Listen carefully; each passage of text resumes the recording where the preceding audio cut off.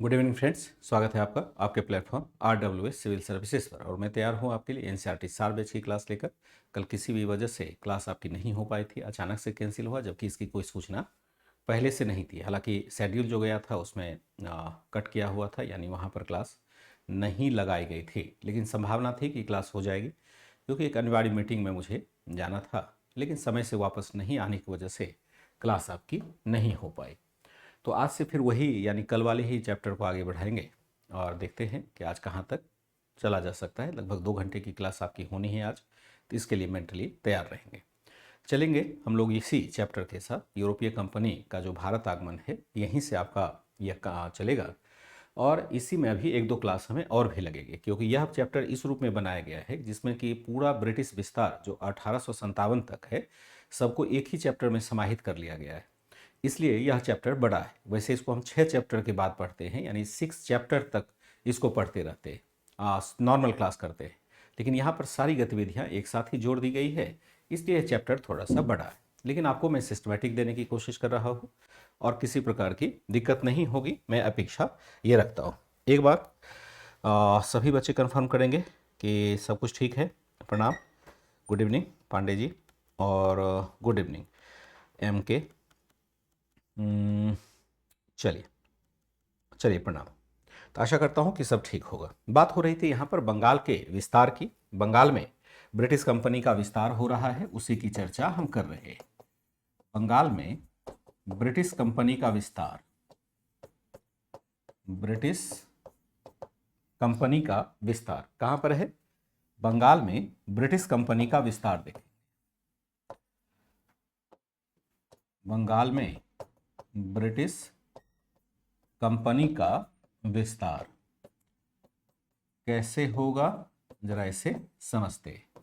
यहां पर हमने बात करी थी कि किस प्रकार से 1757 की लड़ाई में, या प्लासी की लड़ाई होती है, उसमें पहले मीर जाफर, और 1764 की लड़ाई में मीर कासिम भी पराजित होता है, और अब बंगाल पर ब्रिटिशों का आधिपत्य होने के लिए तैयार है। इसी बात को लेकर के नवीन सेन ने क्या कहा था कि बंगाल की काली अंधेरी अमावस की रात प्रारंभ होने वाली है, यानी लूट का वह दौर प्रारंभ होने वाला है जो इससे पहले किसी भी कालखंड में नहीं देखा गया। अब लूट का एक चरम विकास यहाँ पर हमें दिखाई देने वाला है, जैसा कि तत्कालीन इतिहासकारों ने भी कहा है। जो बंगाल का नवाब होगा, वहां देखेंगे नजमुद्दौला एक होगा। नजमुद्दौला, नजमुद्दौला कौन है? नजमुद्दौला को देखा जाए तो यह मीरान का बेटा है, यानी आप जो मीर जाफर देखते हैं उसी के कुल खानदान से जुड़ा हुआ है। बालक सा है, अभी कोई बड़ा नहीं है। लेकिन चूंकि अभी प्रत्यक्ष शासन ब्रिटिशों को स्थापित करना नहीं था, इसलिए जो वहाँ के कोई वंशज थे जो उसके हाथों की कठपुतली हो सकती थी, उसे उन्होंने नवाब बना दिया। और नजमुद्दौला के साथ क्लाइव ने एक विशेष प्रकार के रिलेशन को स्थापित किया, और वह था जिसको हम कहते हैं इतिहास में डायरकी, यानी द्वैध शासन व्यवस्था। तो द्वैध शासन व्यवस्था की खासियत रही कि नाम तो प्रशासन में नवाब का रहा, लेकिन असल में प्रशासन का दायित्व ब्रिटिशों के पास चला जाता है। जब हम एडवांस लेवल पर इसको पढ़ते हैं तो यहाँ पर दिखाते हैं कि क्लाइव ने द्वैध शासन व्यवस्था को क्यों लागू किया, या लागू करने के जो पीछे मोटिव था वह बोर्ड ऑफ डायरेक्टर्स का क्या था। ये सब बातें हम लोग एडवांस पर पढ़ते हैं, यहाँ पर पढ़ने की जरूरत नहीं है। सिर्फ यह समझना है कि बंगाल के प्रशासन पर अप्रत्यक्ष रूप से नियंत्रण स्थापित करने के लिए एक ऐसी व्यवस्था को लागू किया गया जिसमें नवाब का नाम तो है प्रमुख के रूप में, लेकिन असल में वह शासन नहीं चलाता है। उसके अधीन या उसके ऊपर एक ब्रिटिश कंपनी के अधिकारी होते हैं जिसको उपनजीम कहा गया है। वहां पर ब्रिटिश कंपनी ने उपनजीम के माध्यम से प्रशासन में अपनी पहुंच स्थापित कर ली। इसको थोड़ा हल्का सा लिख देते हैं ताकि क्रमबद्धता बनी रहे। तो नजमुद्दौला देखते हैं कि यह क्या था। यह अल्पवयस्क बालक था, अल्पवयस्क बालक था, बालक था जिसे कंपनी ने नवाब बनाया, जिसे कंपनी ने नवाब बनाया। कहाँ का? बंगाल का। वैसे मुझे बंगाल पहले ही लिखना चाहिए था। जिसे नवाब बनाया बंगाल का। क्लाइव ने इस नवाब के साथ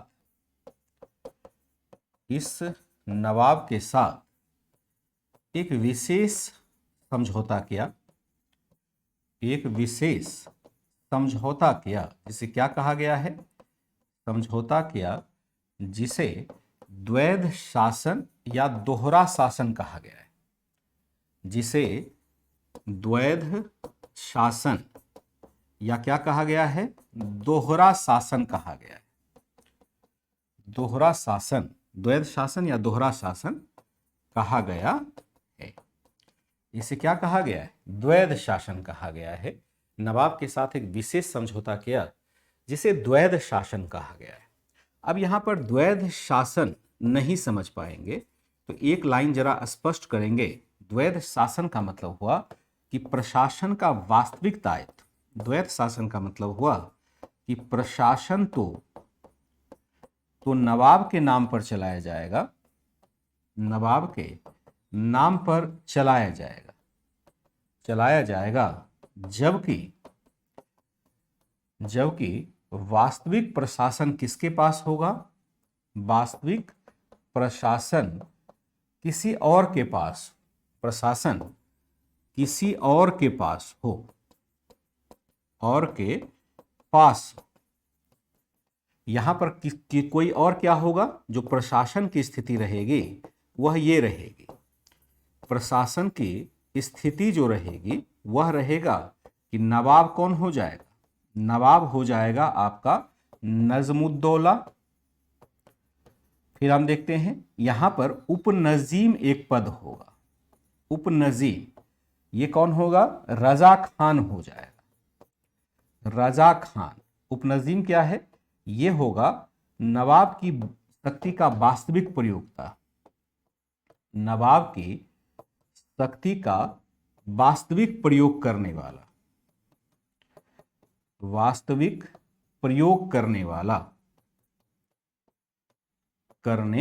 वाला हो जाएगा। नवाब की शक्ति का यह वास्तविक प्रयोग करेगा, उपनजीम होगा। और यह होगा कौन, ब्रिटिश सरकार द्वारा नियंत्रित, ब्रिटिश सरकार द्वारा नियुक्त, ब्रिटिश सरकार द्वारा इसकी नियुक्ति की जाएगी। नवाब कौन है, नजमुद्दौला है। उपनजीम कौन है, रजा खान है। ये नवाब की शक्ति का वास्तविक प्रयोग करने वाला। और ये हो जाएगा, नजमुद्दौला को भी लिख सकते हैं शासन का औपचारिक प्रमुख,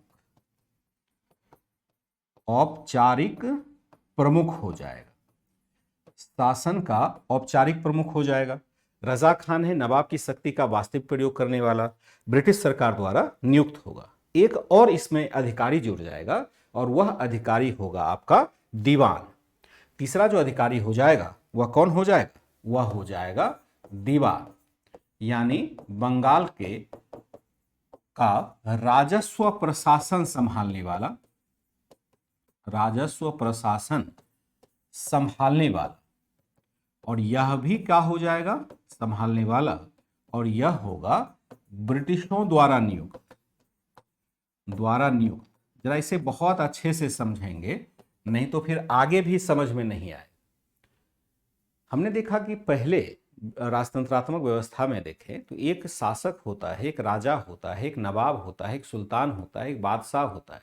जो भी है सब क्या करता है, वही एकमात्र ऐसा व्यक्ति होता है जो सभी प्रकार की शक्तियों का स्वामी होता है। जितने प्रकार की शक्ति है सब किसके पास होता है, राजा के पास हो, सुल्तान के पास हो, नवाब के पास हो। जो भी अधिकारी देखते हैं, जो भी सत्ताधिकारी होता है उसके पास रहता है। लेकिन ब्रिटिशों ने एक नई व्यवस्था लागू कर दी। उसने कहा कि राजा तो रहेगा लेकिन राजा अपनी शक्ति का प्रयोग दूसरे के माध्यम से करेगा। ऐसा हमने इतिहास में कई बार देखा है। जैसे रजिया के काल में देखेंगे, रजिया के काल के बाद बहराम शाह का काल अगर आपको याद हो, मध्यकालीन भारत, तो वहां पर हमने देखा था एक अधिकारी नियुक्त किया गया था, नायब ए ममलिकात। अगर नाम याद हो तो नायब ए ममलिकात क्या था, जैसे बलबन को हम पढ़ते हैं तो बलबन क्या था, एक समय सुल्तान बनने से पहले नायब ए ममलिकात था। नायब ए ममलिकात का मतलब है कि वह असल में सुल्तान, कार्यकारी सुल्तान है, यानी सुल्तान के अधिकारों को प्रयोग करने वाला है। ऐसा याद आ रहा है, कुछ पहले भी हम लोगों ने चर्चा की थी। यानी जब राजा कमजोर होता है तो उसके शक्ति का प्रयोग किसी विशेष व्यक्ति के द्वारा किया जाने लग जाता है, तो उसको हम नायब कहते हैं। उपनजीम अब यहाँ पर कह रहे हैं। नजीम मतलब निजामत से नजीम शब्द बना हुआ है। पहले तो दिक्कत नहीं थी, पहले तो मान लो वही राजतंत्र चल रहा था, उसी में किसी ने सत्ता को प्राप्त कर लिया तो दिक्कत नहीं थी। दिक्कत यहाँ पर है इस काल में कि ब्रिटिशों ने उस सत्ता को प्राप्त कर लिया। जो अंग्रेज है वह अब प्रशासन चलाने लगा, प्रत्यक्ष तो नहीं लेकिन अप्रत्यक्ष रूप से। इसी को कहा गया डायरकी, द्वैध शासन कहा गया। ठीक है, तो यहां पर अब पहले जो हुआ करता था, पहले एक ही अधिकारी होंगे। पहले जैसे केवल नवाब होता था, पहले केवल नवाब हुआ करता था, यहां कोई दिक्कत नहीं है। लेकिन अब नवाब तो है ही, दो अतिरिक्त लोगों को जोड़ दिया है। एक उपनजीम को जोड़ दिया और दूसरा जोड़ दिया दीवान को, अलग से हो गया। इसमें दो अधिकारी हो गए, नवाब कहने का नवाब रह गया, सिर्फ नाम का नाम नवाब। जैसे हाथी को आपने देखा, एलिफेंट को, दांत वाला जो हाथी होता है, निकला हुआ जिसका दांत होता है, वह जो उसका दांत होता है वो सिर्फ दिखाने का होता है, खाने का दांत नहीं होता है। खाने का दांत तो मुंह के अंदर होता है, मुंह हाथी का भी बहुत बड़ा नहीं, छोटा ही होता है, तो वह दिखाने का दांत।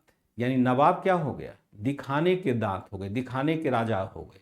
असल राजशक्ति का प्रयोग तो कोई और कर रहा है, और वह कौन कर रहा है, ब्रिटिश कर रहा है। और ब्रिटिश करेगा तो अपने फायदे के लिए करेगा, क्योंकि अंग्रेज मुस्कुराए तो भी अपने फायदे के लिए मुस्कुराए।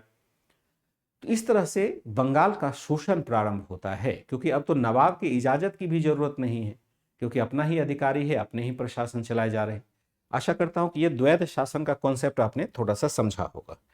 ठीक है, जैसे बलबन था, बिल्कुल ठीक है, कार्यकारी सुल्तान। रजिया का पति नहीं होगा, हाँ रजिया का पति भी कह सकते हैं इत्यादि। ब्रिटिश खुद नवाब क्यों नहीं बन जाते, हाँ ये भी सवाल बढ़िया है। आप कहते हैं कि ब्रिटिश नवाब क्यों नहीं बन जाते। वैसे तो यहाँ पर बात नहीं इसकी की गई है, लेकिन आपने प्रश्न पूछा तो ये प्रश्न प्रासंगिक है, अच्छा प्रश्न है कि नवाब खुद ब्रिटिश क्यों नहीं बन रहा है। लेकिन अभी क्या है कि अभी कंपनी को सिर्फ व्यापार करना है। अगर नवाब खुद ही बन जाती कंपनी, तो जितने भी देसी रियासत थे उनको यह लगने लगता कि अच्छा इसकी मंशा तो खुद राजा बनने की है। अभी कंपनी क्या कह रहा है, कह रही है कि हम भाई आपके सहायक हैं, हम आपकी केवल सहायता करते हैं, हमारे पास कुछ नहीं है। जैसे एक समय सैयद बंधु क्या करते थे, सैयद बंधु को हम क्या कहते, किंग मेकर कहते। तो वहां पर भी ये है कि किंग क्यों नहीं बन गया, खुद ही जो किंग मेकर है वो खुद ही राजा क्यों नहीं बन गए। तो वो क्या दिखाना चाह रहे कि नहीं मुझे सत्ता से कोई लेना देना नहीं है, मैं सत्ता प्राप्त नहीं करना चाहता हूं, मैं आपकी हेल्प करना चाहता हूं। लेकिन यह और बुरी व्यवस्था है, और बुरी व्यवस्था हर शासन तंत्र में देखेंगे। वर्तमान में भी आप देखेंगे कि कमजोर अगर प्रधानमंत्री हुआ तो सत्ता का केंद्र उपनजीम के पास चला, उपनजीम जैसे अधिकारी के पास चला जाए। जैसे कि अभी तो मान लो अगर देश के काल की स्थिति को, आपको राजनीति के बारे में थोड़ी भी जानकारी हो, तो अभी देश में प्रधानमंत्री पद पर जो हैं नरेंद्र मोदी हैं 2014 से, अब 2024 भी आ रहा है, 10 साल हो गया। तो नरेंद्र मोदी ने जब सत्ता संभाली तो मजबूती से प्रधानमंत्री ऑफिस को मजबूत किया, यानी प्रधानमंत्री का जो कार्यालय है वह मजबूत हो गया और दूसरे सभी विभागों पर भारी पड़ गया। पॉलिटी में आप पढ़ते होंगे कि सत्ता के केंद्र हमेशा बदलते रहते हैं। जैसे डॉक्टर साहब हमारे थे, डॉक्टर मनमोहन सिंह। डॉक्टर मनमोहन सिंह भी प्रधानमंत्री 10 साल रहे हैं, 2004 से लेकर के 2014 तक डॉक्टर मनमोहन सिंह ही प्रधानमंत्री रहे। बहुत बड़े अर्थशास्त्री थे, लेकिन अर्थशास्त्री होने का मतलब यह नहीं है कि सत्ता का उपभोग आप अच्छे से कर पाएंगे। डॉक्टर मनमोहन सिंह को बनाया गया था, जैसा पॉलिटिकल एनालाइज करने वाले कहते हैं कि बनाया ही इसलिए गया था ताकि वो विद्रोह न कर सके या जो मुख्य गांधी परिवार है उनकी बातों को सुना जाए। तो वहां पर आप देखेंगे कि यह अब स्पष्ट है कि सोनिया गांधी जी उस समय जो कांग्रेस की प्रेसिडेंट थी वो प्रधानमंत्री से भी ऊपर एक तरह से पावर में होती थी, मतलब उनकी सत्ता प्रधानमंत्री से भी ऊपर थी। तो ये क्या हुआ, एक उपनजीम टाइप का हुआ। और केवल यहाँ नहीं है बल्कि हर जगह आप देखेंगे। जैसे आप झारखंड में अभी देखें, वहाँ पर चंपई सोरेन को मुख्यमंत्री बना दिया गया था, फिर वहाँ देखें कि आगे आ गया। जैसे आप हरियाणा में भी इलेक्शन हुआ है, वहाँ पर भी जो बनाया गया था, जो अभी वर्तमान वहाँ तो इलेक्शन जीत गया तो सारा दोष अब माफ है। नहीं, पूरे राजनीति प्रणाली की मैं बात कर रहा हूँ कि ये आमतौर पर होता रहा है। तो यहाँ पर भी होता तो दिक्कत नहीं थी, लेकिन यह ब्रिटिशों के द्वारा किया जाता है। ब्रिटिशों के द्वारा किया जा रहा है, तो यहाँ पर शोषण होगा, यहाँ पर क्या हो जाएगा, व्यापक शोषण होना शुरू हो रहा है। तो आशा करता हूँ कि आपको यहाँ पर सारी बातें समझ में आ रही होगी। कंपनी ने क्या किया, कंपनी ने बंगाल के नए नवाब से, बंगाल के नए नवाब से क्या कर दिया, नवाब से 15 लाख अतिरिक्त प्राप्त कर लिया, 15 लाख अतिरिक्त प्राप्त कर लिया, क्योंकि जो भी नया नवाब बनेगा उसके लिए तो उसको घूस देना पड़ेगा। अब देखते हैं एक संधि आती है आपकी इलाहाबाद की संधि। इलाहाबाद की संधि यहां पर की गई, और यह संधि क्या है, यह 1765 की संधि है, अगस्त 1765 की। यहां पर हम क्या देखेंगे, यहां पर मुगल बादशाह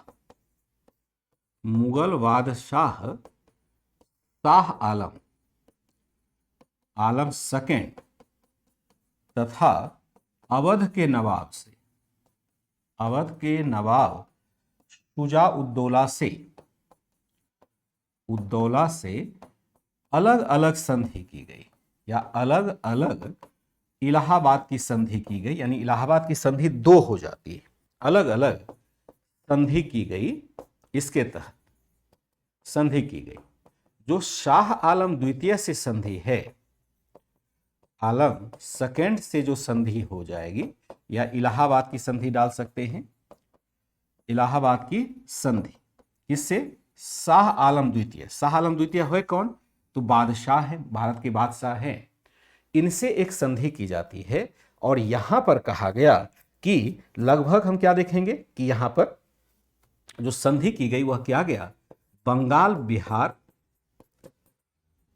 बिहार तथा ओडिशा का दीवानी अधिकार प्राप्त किया गया। दीवानी अधिकार प्राप्त किया गया, दीवानी अधिकार मतलब सिविल राइट्स होगा, दीवानी अधिकार यानी सिविल राइट्स होगा, राइट्स प्राप्त किया गया। इससे क्या मिलता है, किया गया, इससे कंपनी को क्या फायदा हो गया, इससे कंपनी को भूराजस्व वसूलने का फायदा हो गया, भूराजस्व वसूली तथा सिविल न्याय दिलाने का अधिकार मिला, सिविल न्याय दिलाने का अधिकार मिला।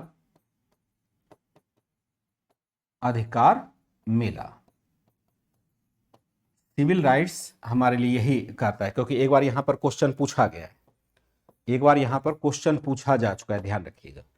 बंगाल, बिहार तथा ओडिशा का दीवानी अधिकार प्राप्त किया, इससे कंपनी को भूराजस्व वसूली तथा सिविल न्याय दिलाने का अधिकार मिल गया। एक प्रोविजन यह किया गया जो मुगल बादशाह से किया गया, शाह आलम द्वितीय से जो इलाहाबाद की संधि की गई, उसमें बंगाल, बिहार तथा ओडिशा का दीवानी अधिकार प्राप्त किया, इससे कंपनी को भूराजस्व वसूली तथा सिविल न्याय दिलाने का अधिकार मिल जाता है।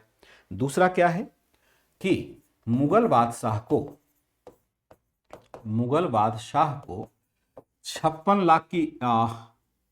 26 लाख की पेंशन दी गई, कहा कि आपको मैं यहां पर पेंशन देता हूं, आप यहीं पर रुकिए, इलाहाबाद में रखिए।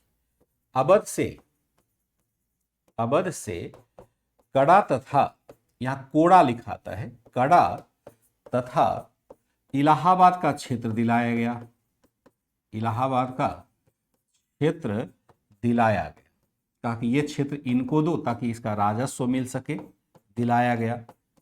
इनको क्या कर दिया, 26 लाख की पेंशन दी गई मुगल बादशाह को, और कहा कि भाई आपको इलाहाबाद और करा का क्षेत्र भी हम आपको दे देंगे, ठीक है, उसका क्षेत्र भी दे देंगे आपको। एक तरह से हमने क्या देखा कि मुगल सम्राट को कहा कि आप यहीं पर रहिए, आपको कहीं जाने की जरूरत नहीं होगी, आपको सुरक्षा हम देते हैं, आपको कोई कुछ नहीं कर पाएगा।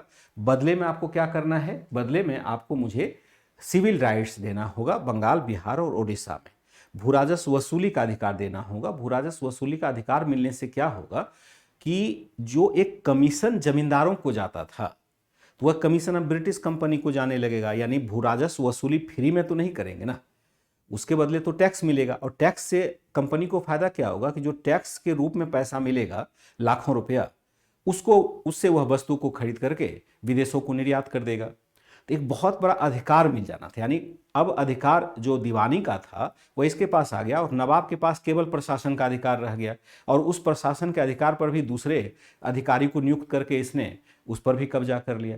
यानी जितना अधिकार मिला नहीं उससे कई गुना ज़्यादा इसने अधिकार जबरदस्ती प्राप्त कर लिया। मुगल बादशाह को कहा कि आप तो आपके पास तो कोई पावर वैसे भी नहीं है, आपको मैं 26 लाख रुपए का पेंशन व्यक्तिगत खर्च के लिए देता हूं, और यहाँ नहीं लिखा है लेकिन 52 लाख रुपए अतिरिक्त दिए गए उनके राजकाज को चलाने के लिए। और कहा गया कि आपको कड़ा और इलाहाबाद का क्षेत्र भी दिया जाता है जिसका राजस्व आप प्राप्त कीजिए। इस दोनों क्षेत्र पर पहले अवध का अधिकार था, लेकिन अब उस पर मुगल बादशाह का अधिकार दे दिया गया। तो मुगल बादशाह को भी लगा कि वैसे भी कोई नहीं पूछ रहा था हमें, और इतना मिल रहा है तो चलो बढ़िया ही है, वो भी तैयार हो गए इस संधि के लिए। अब दूसरा एक संधि किया जाता है अवध के नवाब से संधि। अवध के नवाब शुजा-उद-दौला से संधि। शुजा-उद-दौला से इलाहाबाद की संधि की जाती है। इलाहाबाद की संधि दोनों से की गई, एक ही नाम है, इलाहाबाद से संधि। तो अवध के नवाब शुजा-उद-दौला से इलाहाबाद की संधि यहां पर की गई। इस पर संधि की शर्तें थोड़ी सी यहां पर क्या हुआ, कठोर लादा गया। इससे क्या किया, इससे 5 लाख का युद्ध हर्जाना लिया गया। युद्ध हर्जाना का मतलब क्या होता है पता है, हर्जाना लिया गया। इसको कहा गया कि भैया तुमने युद्ध क्यों किया मुझसे, मेरी तो तुमसे कोई दुश्मनी थी नहीं, आप क्यों युद्ध करने आ गए, आप मीर कासिम के साथ युद्ध करने मुझसे क्यों आ गए, उसकी वजह से मुझे घाटा हुआ, मेरा नुकसान हुआ, मेरे सैनिक मारे गए, मेरे हथियार खराब हुए। अभी भी नियम है कि अगर कोई जबरदस्ती युद्ध प्रारंभ करता है तो उसको युद्ध दोषी माना जाता है, यानी युद्ध प्रारंभ करने का दोषी माना जाता है, वर्तमान व्यवस्था में भी है। इसलिए आप देखेंगे कि किसी भी देश की विदेश नीति में पहले युद्ध करने का दोष अपने ऊपर कोई नहीं लेना चाहता। जैसे मान लो अभी भारत और पाकिस्तान के बीच में युद्ध हो जाएगा, मान लो युद्ध होता है, कभी भी भविष्य में हुआ भी है, 2-3 बार हुआ है, तो भारत कभी भी पहल नहीं करेगा, यानी भारत पहले हमला नहीं करेगा, यह ध्यान रखिएगा। हमला करने का अवसर दूसरे को दिया जाएगा, और यहां पर पेशेंस का खेल होता है। जैसे आप लोगों का जन्म नहीं हुआ होगा, 2002 की बात, एक बार संसद भवन 2001-2 के आसपास हम देखेंगे, संसद भवन पर पाकिस्तान समर्थित आतंकवादी ने अटैक कर दिया था, और ऐसे मौके पर अब हुआ कि बदला लिया जाए पाकिस्तान से। पूरे देश की मानसिकता थी कि पाकिस्तान को सबक सिखाया जाए, और भारत सरकार उसमें स्वर्गीय अटल बिहारी वाजपेयी के अधीन संचालित हो रही थी। तो अटल बिहारी वाजपेयी जी ने क्या किया कि अपनी पूरी सेना पाकिस्तान के बॉर्डर पर जमा कर दिया, पूरा टैंक वैंक सब ले जाकर के पाकिस्तान बॉर्डर पर खड़ा कर दिया। अब लगे कि आज युद्ध होगा, हो सकता है रात में ही युद्ध शुरू हो जाए। अब पूरी सेना अगर सेना बॉर्डर पर नहीं होती है, ध्यान रखिएगा, जब तक डिस्प्यूटेड बॉर्डर ना हो तो वहां पर सेना नहीं होती, वहां पर बॉर्डर सिक्योरिटी फोर्स होता है। अब सेना अगर बॉर्डर पर खड़ी है तो अब तो बड़ा मुश्किल है, फिर कंट्रोल करना भी मुश्किल होगा, क्योंकि सेना की भी अपनी चाहत होती है, अपना ईगो होता है कि आप अगर उसको डिप्लॉय करते हैं बिना युद्ध के, वो वापस नहीं आना चाहेगी। यहाँ पर एक बहुत बड़ी समस्या क्रिएट हो गई थी, लेकिन स्ट्रेटेजिकली यहाँ पर सरकार का काफ़ी नियंत्रण था, और यह युद्ध सिर्फ धमकी देने के लिए, मतलब युद्ध की धमकी देने के लिए बॉर्डर पर खड़ा किया गया था, युद्ध किया नहीं गया। लेकिन जब तक बॉर्डर पर सेना रही तब तक पाकिस्तान की सांसें अटकी रही कि हो सकता है रात में ही युद्ध हो जाए या कभी भी हो जाए।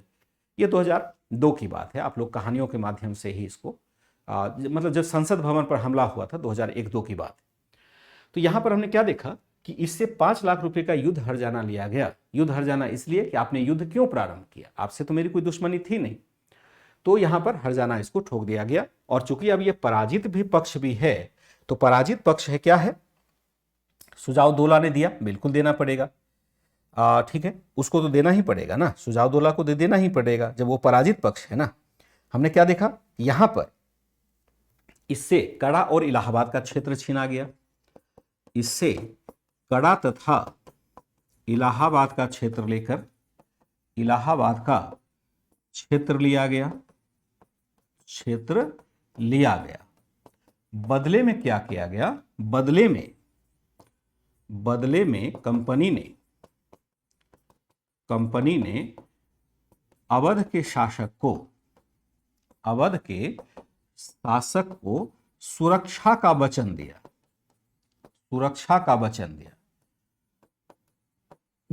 कहा कि मैं आपकी सुरक्षा करूंगा, आपके ऊपर कोई अंकुश नहीं या आपके ऊपर कोई संकट नहीं आने दूंगा। ये बहुत बड़ी बात है। यही बात जो लाइन लास्ट वाला लाइन है ना, ये आगे चल करके आप देखेंगे 1799 के बाद या 1798 के बाद ही यह एक नीति में तब्दील हो जाती है, जिसको हम सब्सिडियरी अलायंस कहते हैं, सहायक संधि नीति कहते हैं।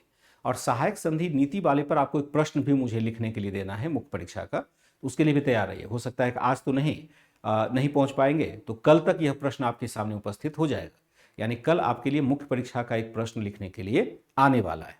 मौका आ गया है कि अब आपको प्रश्न दिया जाए, तो आप तैयार रहिएगा उसके लिए। तो हमने क्या देखा, बदले में कंपनी ने अवध के शासक को सुरक्षा का वचन दिया कि आपको यहां पर किसी पर भी हम क्या देखते हैं,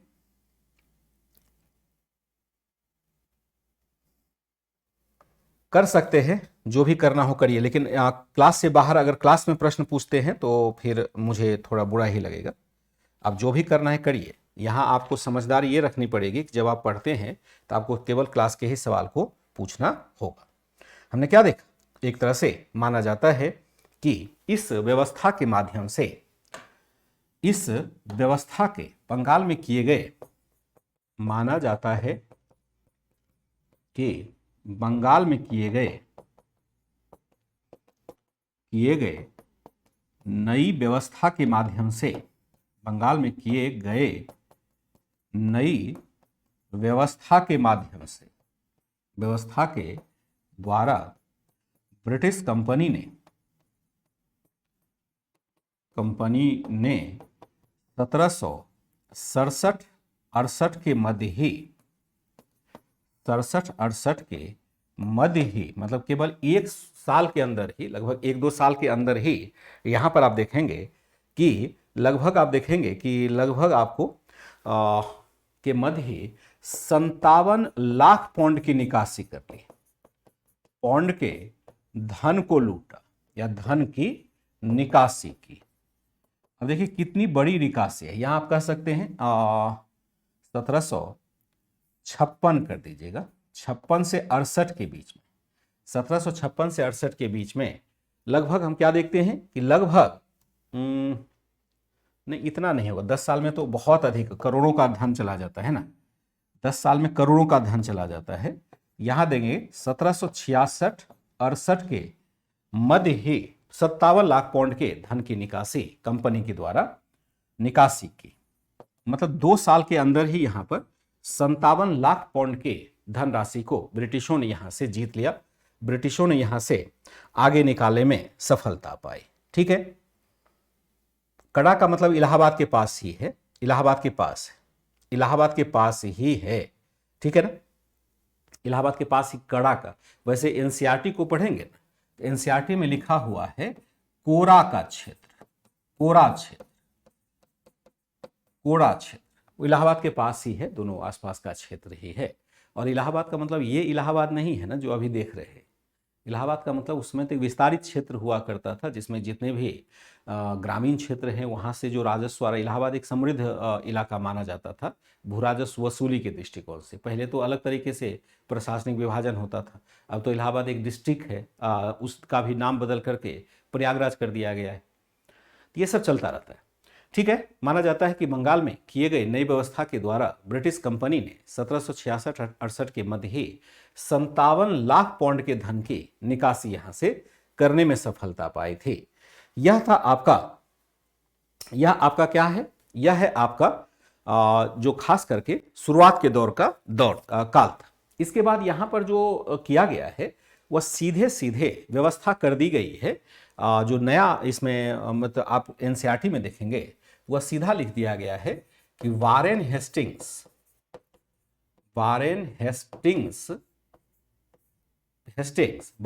कब से कब देखते हैं, 72 से लगभग 85 तक देखते हैं, 72 से 85 तक देखेंगे, 72 से 17 85 तक ही ये है। यहां एक ही साथ सबको समेट कर 82 से 1785 तथा कॉर्नवालिस के अधीन सुधार, कॉर्नवालिस होगा 1785 से 1793 तक ब्रिटिश विस्तार, ब्रिटिश विस्तार यानी दोनों को एक साथ दिखाया गया है, ब्रिटिश विस्तार। इस दोनों के अधीन किस प्रकार से होता है? वैसे तो कहानी कहने को इसमें बहुत कुछ बात बाकी है। जब एडवांस लेवल पर पढ़ते हैं तो इसको पढ़ने में 3 क्लास यानी 3-4 घंटे का समय लग ही जाता है, लेकिन यहाँ पर उतना विशेष हमें लेने की जरूरत नहीं है। कंपनी अब यहाँ स्थापित हो चुकी है, हमने देख लिया, और धीरे धीरे कंपनी अपने आप को सुदृढ़ कर रही है। 1772 तक आते आते अब कंपनी इस निष्कर्ष पर पहुंच चुकी है कि बंगाल के क्षेत्र में प्रत्यक्ष प्रशासन लागू करने का समय आ गया है। जो नवाब वाली व्यवस्था है वह व्यवस्था अब समाप्त करनी पड़ेगी। जो द्वैध शासन व्यवस्था है उसको अब समाप्त कर देना ही ठीक रहेगा और कंपनी को प्रत्यक्ष शासन का भार संभाल लेना चाहिए। इसके बाद आप देखेंगे नवाब का पद समाप्त हो जाता है और कंपनी स्वयं ही प्रशासक बन जाती है और गवर्नरशिप सिस्टम प्रारंभ हो जाता है बंगाल के क्षेत्र में। इसके बाद बंगाल में आप खाली गवर्नर, गवर्नर जनरल आदि पढ़ते रहेंगे। तो वारेन हेस्टिंग्स के काल में कई सुधार यहाँ पर लागू किए जाते हैं। विस्तार के लिए कुछ युद्ध भी किए जाते हैं, जिसकी चर्चा, युद्ध वाली चर्चा हम लोग फैक्ट्स के तौर पर कर लेंगे, और जो विस्तार हुआ है, जो विस्तार करने के प्रयास किए गए हैं, उसको थोड़ा कॉन्सेप्ट के तौर पर भी देखेंगे कि असल में हो क्या रहा है। कार्यकाल आपको याद रखिएगा 1772। याद कैसे रखना है? जैसे 1757 में हमने देखा बंगाल में ब्रिटिशों की विजय होती है, 1757 में। 1764 में हमने देखा कि बक्सर का युद्ध होता है। 65 में द्वैध शासन व्यवस्था को लागू किया जाता है, और अब जो बात हो रही है 1772 की हो रही है। बीच में बहुत सारी घटनाएं हुई होंगी, यहाँ पर इस पर फोकस नहीं करेंगे। तो सबसे पहले देखें अगर वारेन हेस्टिंग्स के समय, तो देखें यहाँ पर हम क्या देखते हैं, यहाँ पर 1772 में हम क्या देखते हैं कि कंपनी, या ऐसे लिख सकते हैं 1772 तक कंपनी क्या हो चुकी थी? कंपनी भारत की सबसे बड़ी शक्ति बन चुकी थी, सबसे बड़ी विदेशी शक्ति बन चुकी थी, विदेशी शक्ति बन चुकी थी। इसने क्या किया चुकी थी? इसने अब धीरे धीरे अन्य राज्यों के मामले में भी हस्तक्षेप करना प्रारंभ किया। अन्य देशी रियासतों के मामले में भी, रियासतों के मामले में भी हस्तक्षेप करना प्रारंभ किया, हस्तक्षेप करना प्रारंभ किया। इस वजह से कंपनी को लंबी लड़ाई में भी उलझना पड़ा। इस वजह से कंपनी को लंबी लड़ाई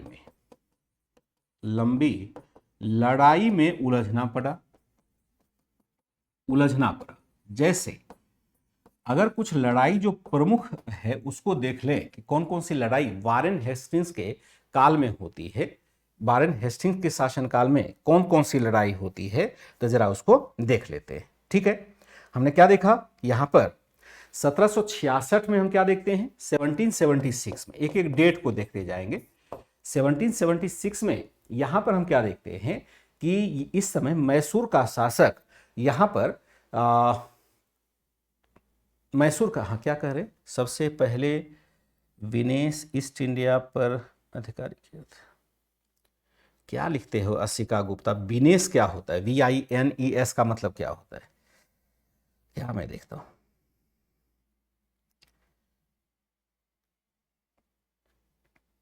हमने क्या देखा यहां पर 1766 में देखते हैं मैसूर के शासक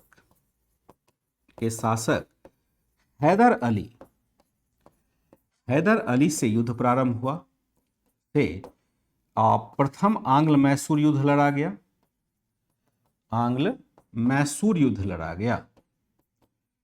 युद्ध लड़ा गया जिसमें कंपनी को हार मिलती है, कंपनी को हार मिली। प्रथम आंग्ल मैसूर युद्ध में हम क्या देखते हैं, कंपनी को हार मिली। वस्तुतः कंपनी ने क्या किया था, वस्तुतः कंपनी ने निजाम के पक्ष में हैदर अली से युद्ध प्रारंभ किया था। हैदर अली से युद्ध प्रारंभ किया था, हैदर अली से युद्ध प्रारंभ किया था उसके पक्ष में। इसको डायरेक्ट नहीं था, वैसे जानते हैं कि कंपनी अब क्या कर रही है, विस्तार करने की कोशिश कर रही है, और कंपनी जब विस्तार करेगी तो भाई युद्ध तो करना ही पड़ेगा। तो कंपनी ने जैसे युद्ध किया उसको बड़ा भारी घाटा लगा, क्योंकि अभी हैदर अली इतना मजबूत था कि उसने कंपनी को बुरी तरह से पराजित किया प्रथम आंग्ल मैसूर युद्ध के मध्य, प्रथम आंग्ल मैसूर युद्ध के मध्य। ठीक है, फिर हम क्या देखते हैं, वेनिस का मतलब इटली होता है। वेनिस यहां कहां से आ गया, इटली ने कैसे ईस्ट एशिया पर अधिकार किया, वेनिस ने कैसे किया, इटालियन व्यापारी, वेनिस का मतलब इटली होता है, तो इटालियन व्यापारी ने कैसे किया। आप कंफ्यूज कर रहे हो, एक बार क्लास को देख लीजिए बढ़िया से। फिर हम क्या देखते हैं, यहां पर दूसरा जो युद्ध होता है इसके काल में 1775 में होता है। मराठों के उत्तराधिकार संघर्ष में हस्तक्षेप के कारण, मराठों से उत्तराधिकार संघर्ष में या मराठों के उत्तराधिकार संघर्ष में हस्तक्षेप के कारण मराठों से प्रथम आंग्ल मराठा युद्ध लड़ना पड़ा, प्रथम आंग्ल मराठा युद्ध लड़ना पड़ा। बहुत मुश्किल से यह युद्ध काफी लंबा चला। यह युद्ध क्या होता है, युद्ध काफी लंबा चला, बहुत मुश्किल से, मुश्किल रहा, मुश्किल से। हेस्टिंग्स क्या होता है, हेस्टिंग्स मराठों से, मैं आगे लिख देता हूं, यहां पर जगह नहीं है। यहां से एक बार देखें कि वारेन हेस्टिंग्स और कॉर्नवालिस के अधीन सुधार कैसे होता है। तो अगर वारेन हेस्टिंग्स की हम चर्चा करें, 1772 तक कंपनी भारत की सबसे बड़ी विदेशी शक्ति बन चुकी थी। इसने अब धीरे धीरे अन्य देशी रियासतों के मामलों में भी हस्तक्षेप करना प्रारंभ किया। इस वजह से कंपनी को लंबी लड़ाई में उलझना पड़ा। कौन सी लंबी लड़ाई, उदाहरण के तौर पर देखेंगे 1766 में मैसूर के शासक हैदर अली से प्रथम आंग्ल मैसूर युद्ध लड़ा गया, जिसमें कंपनी को हार मिली। वस्तुतः कंपनी ने निजाम के पक्ष में हैदर अली से युद्ध प्रारंभ किया। 1775 में हम देखते हैं मराठों के उत्तराधिकार संघर्ष में हस्तक्षेप के कारण मराठों से प्रथम आंग्ल मराठा युद्ध लड़ना पड़ा, और यह युद्ध काफी लंबा चला। बहुत मुश्किल से हेस्टिंग्स 1782 में सालवाई की संधि के माध्यम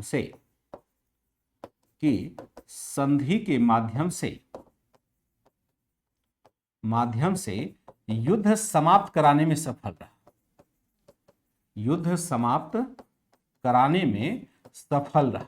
बहुत मुश्किल से रहा, और यहां पर किसी तरह से बड़ा लंबा चला। आप समझो कि 75 में हम देखते हैं पहली बार सूरत की संधि होती है, 75 से लेकर के और 82 तक, यानी लगभग 7 ईयर तक यह युद्ध चलता रहा।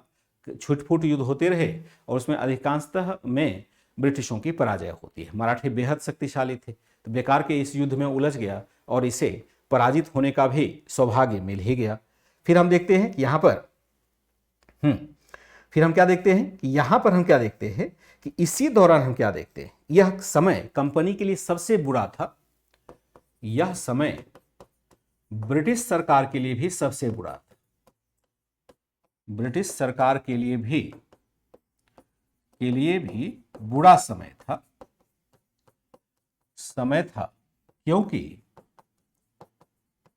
क्योंकि इसके एक प्रमुख उपनिवेश अमेरिका में विद्रोह हो गया, अमेरिका में विद्रोह हो गया था, अमेरिका में विद्रोह हो गया तथा वह 1776 में स्वतंत्र हो गया। अब अमेरिका इसके हाथ से चला गया, स्वतंत्र हो गया,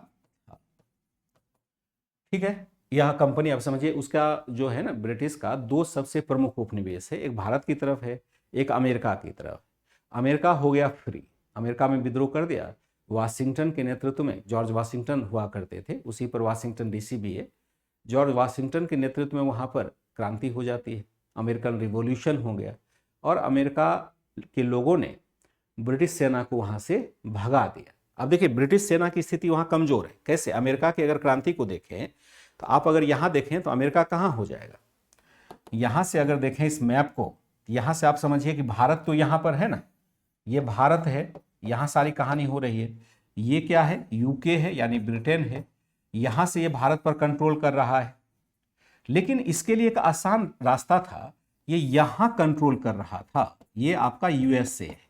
यूएसए में पूरा क्षेत्र तो नहीं, ये वाला जो एरिया है ना, ये असल में कंट्रोल में था, इसके ब्रिटिश कंट्रोल में था। यहाँ पर 13 बस्तियां बसाई थी, यहाँ ये कृषि कार्य करते थे, तंबाकू का कार्य करते थे, कपास उत्पादन करते थे, और क्या करते थे कि यहाँ से दासों को पकड़ करके यहाँ ले जाते, खेती करवाते, जैसा कि हमने पहले ही देखा था।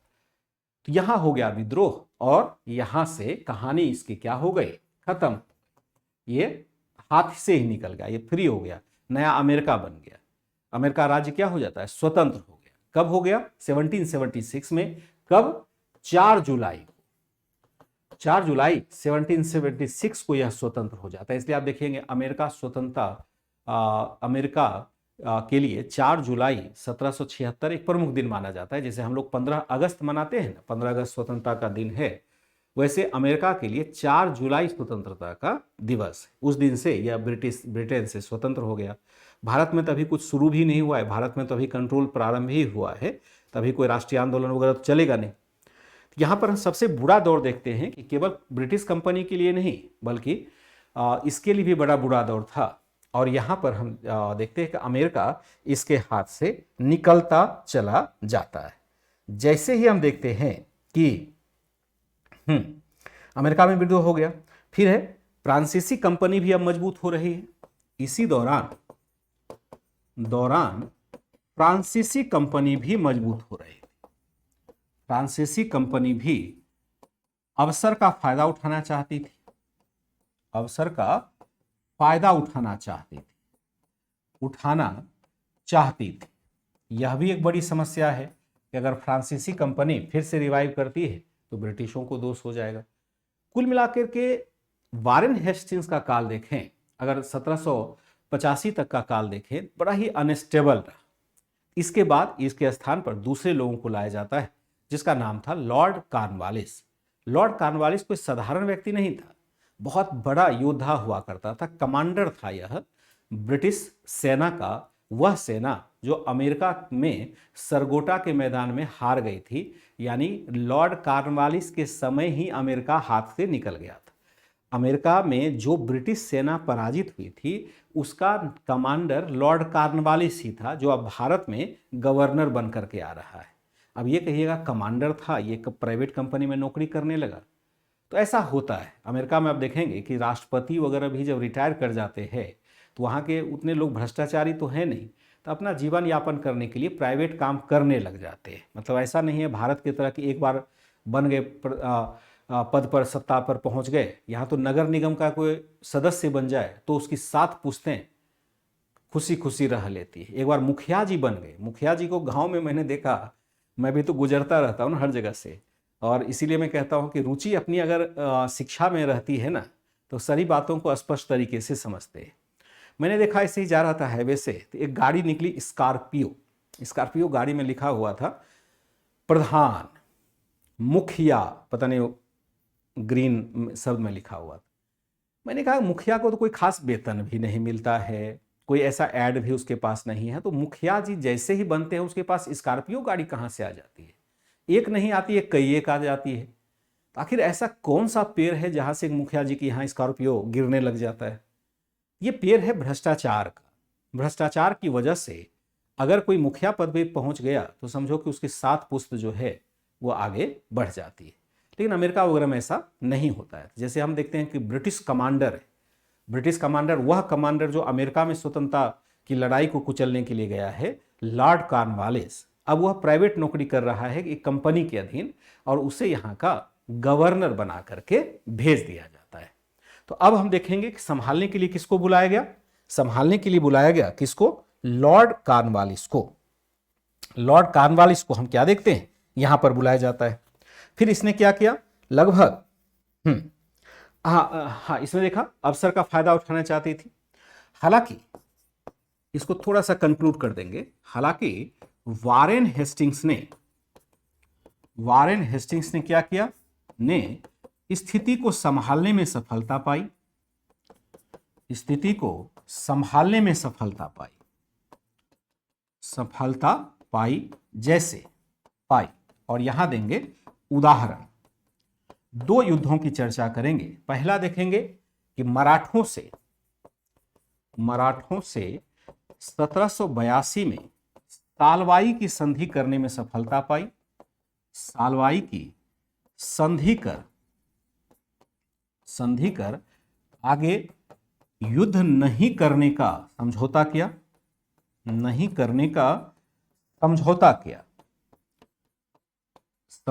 किया, तथा क्या किया, तथा सालसेट तथा वसीन का क्षेत्र प्राप्त कर लिया। सालसेट का क्षेत्र भी प्राप्त किया, यानी यहां पर भी यह फायदे में ही रहा। दूसरा देखते हैं कि हैदर अली के खिलाफ हम क्या देखते हैं, खिलाफ द्वितीय आंग्ल मराठा युद्ध लड़ा, आंग्ल मराठा युद्ध प्रारंभ किया। युद्ध 1780 में प्रारंभ किया, जिसका अंत क्या होता है, किया। हालांकि यहां 1782 में हैदर अली की मृत्यु हो जाती है। 1782 में हैदर अली की मृत्यु हुई, परंतु टीपू सुल्तान ने युद्ध जारी रखते हुए क्या कर दिया, ब्रिटिशों को सफल नहीं होने दिया।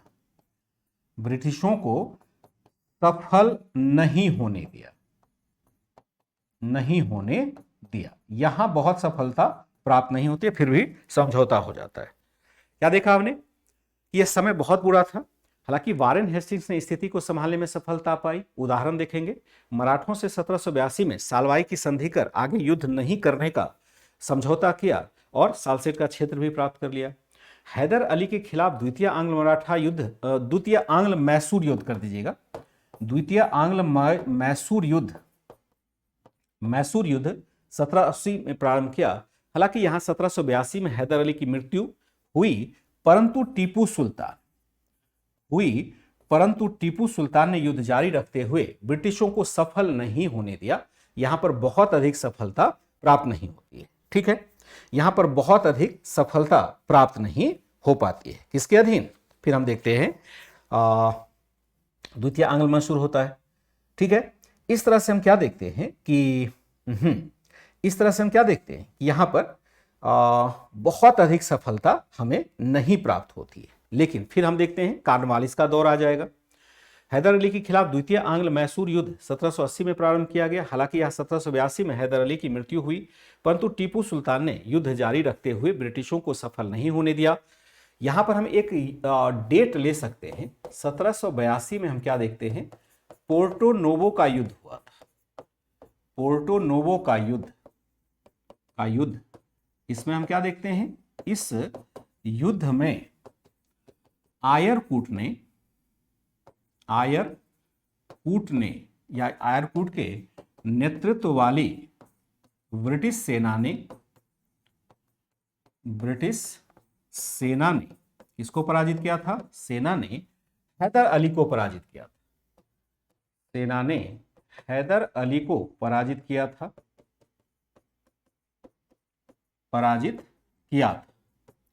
फिर हम देखते हैं दूसरा एक हो जाएगा 1784। यहां पर देखेंगे कि कैप्टन मैथ्यूज की बड़ी सेना को टीपू सुल्तान ने पराजित किया तथा गिरफ्तार कर लिया।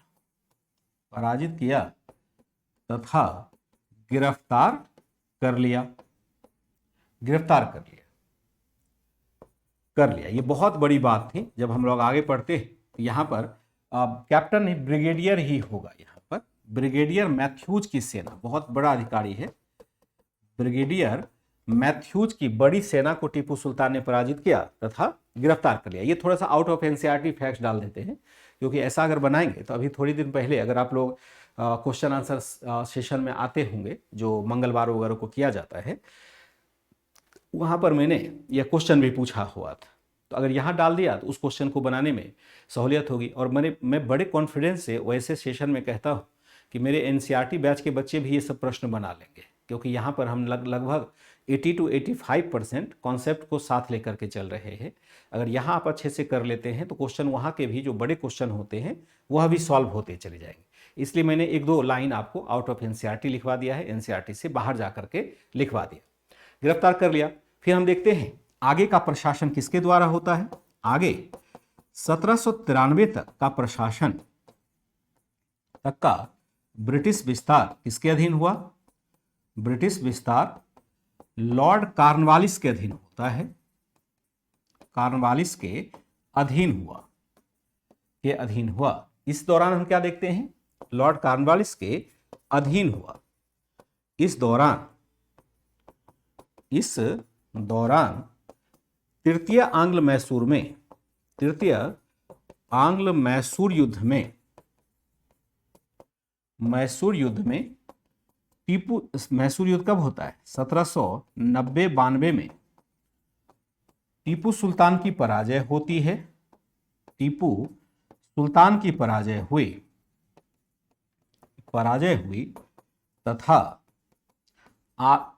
उसके राज्य के आधे हिस्से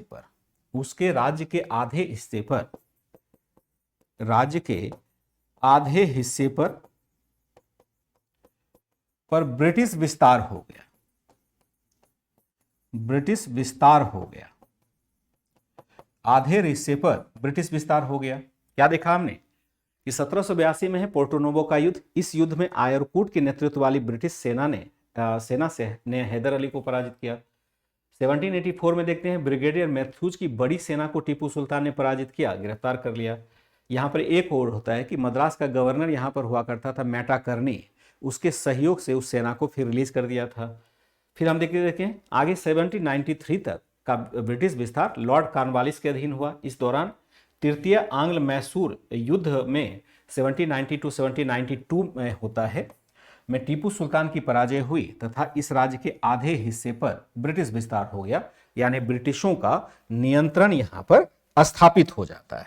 या हम क्या देखते हैं यहाँ पर उसके आधे राज्य पर कब्जा हो जाता है। यानी ब्रिटिश विस्तार अगर हम देखें तो ब्रिटिश विस्तार,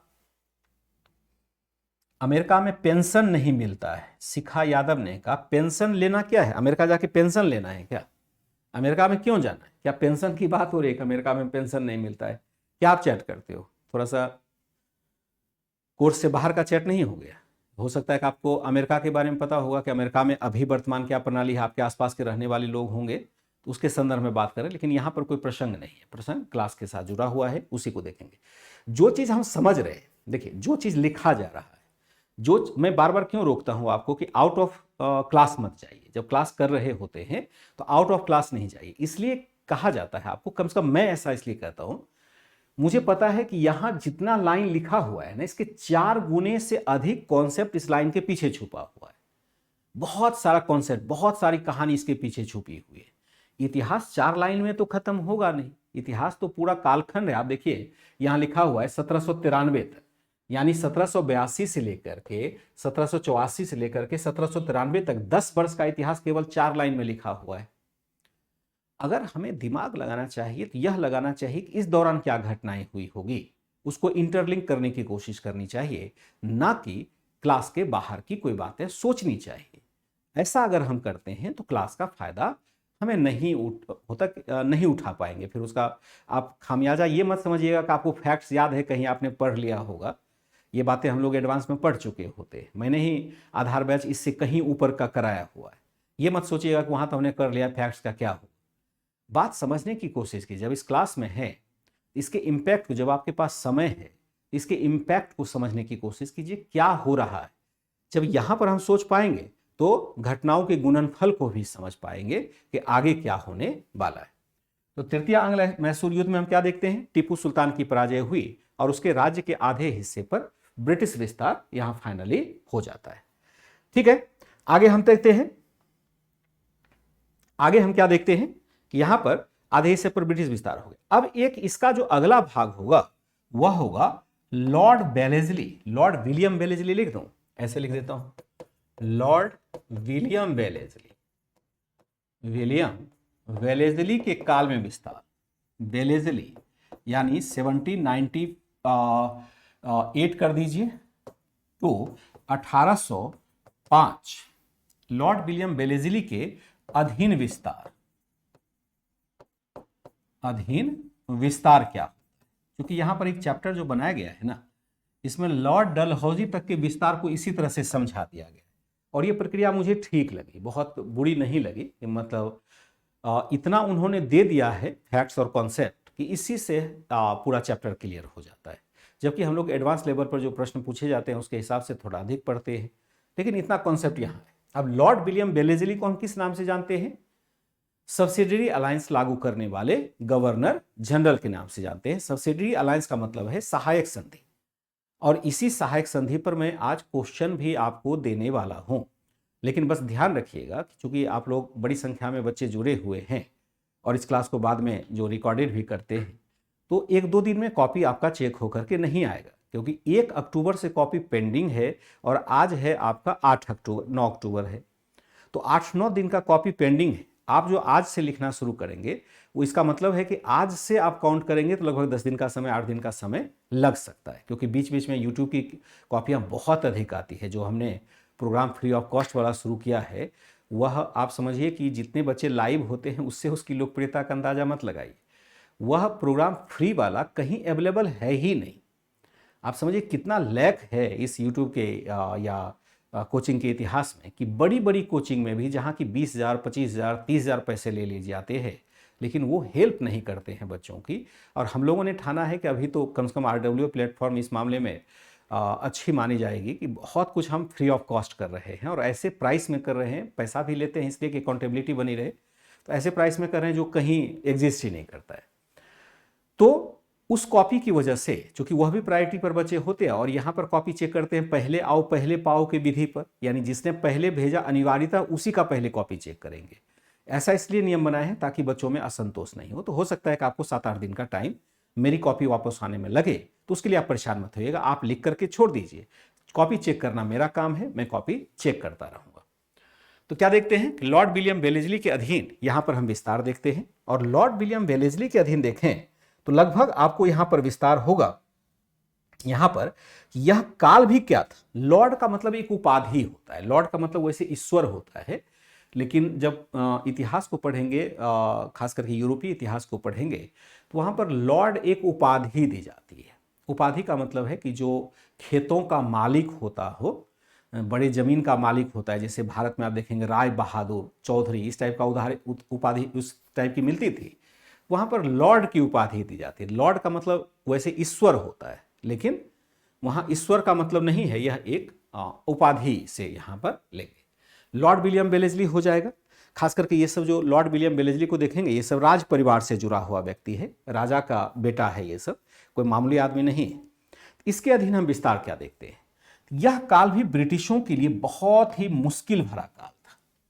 यह काल भी क्या था, यह काल भी ब्रिटिशों के लिए मुश्किल भरा कार्य था, ब्रिटिशों के लिए मुश्किल भरा समय था, मुश्किल भरा समय था, खासकर भरा समय था, खासकर यूरोप के संदर्भ में। यूरोप के संदर्भ में क्या था, यूरोप के संदर्भ में यह बहुत ही मुश्किल भरा था। जैसे पहले के काल में हमने देखा 70s के दशक में, 1780 के दशक में ब्रिटिश बड़ी मुश्किल में थे। मुश्किलें क्या थी? मुश्किलें यहां पर थी, क्या मुश्किलें थी कि फ्रांस में फ्रांसीसी क्रांति के बाद नेपोलियन नामक शासक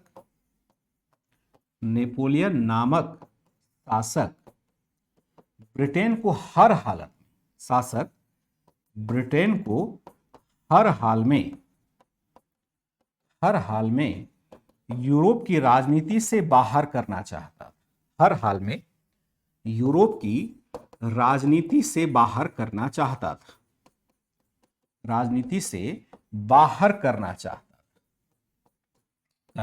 था। इसके खिलाफ क्या चाहता था? इसके तहत वह ब्रिटेन के सबसे बड़े उपनिवेश भारत पर कब्जा करना चाहता था। सबसे बड़े उपनिवेश भारत पर कब्जा करना चाहता था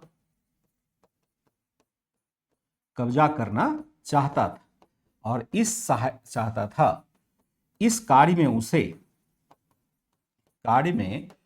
उसे भारत के कुछ शासक, जैसे टीपू सुल्तान हैं, उसे भारत के कुछ शासक,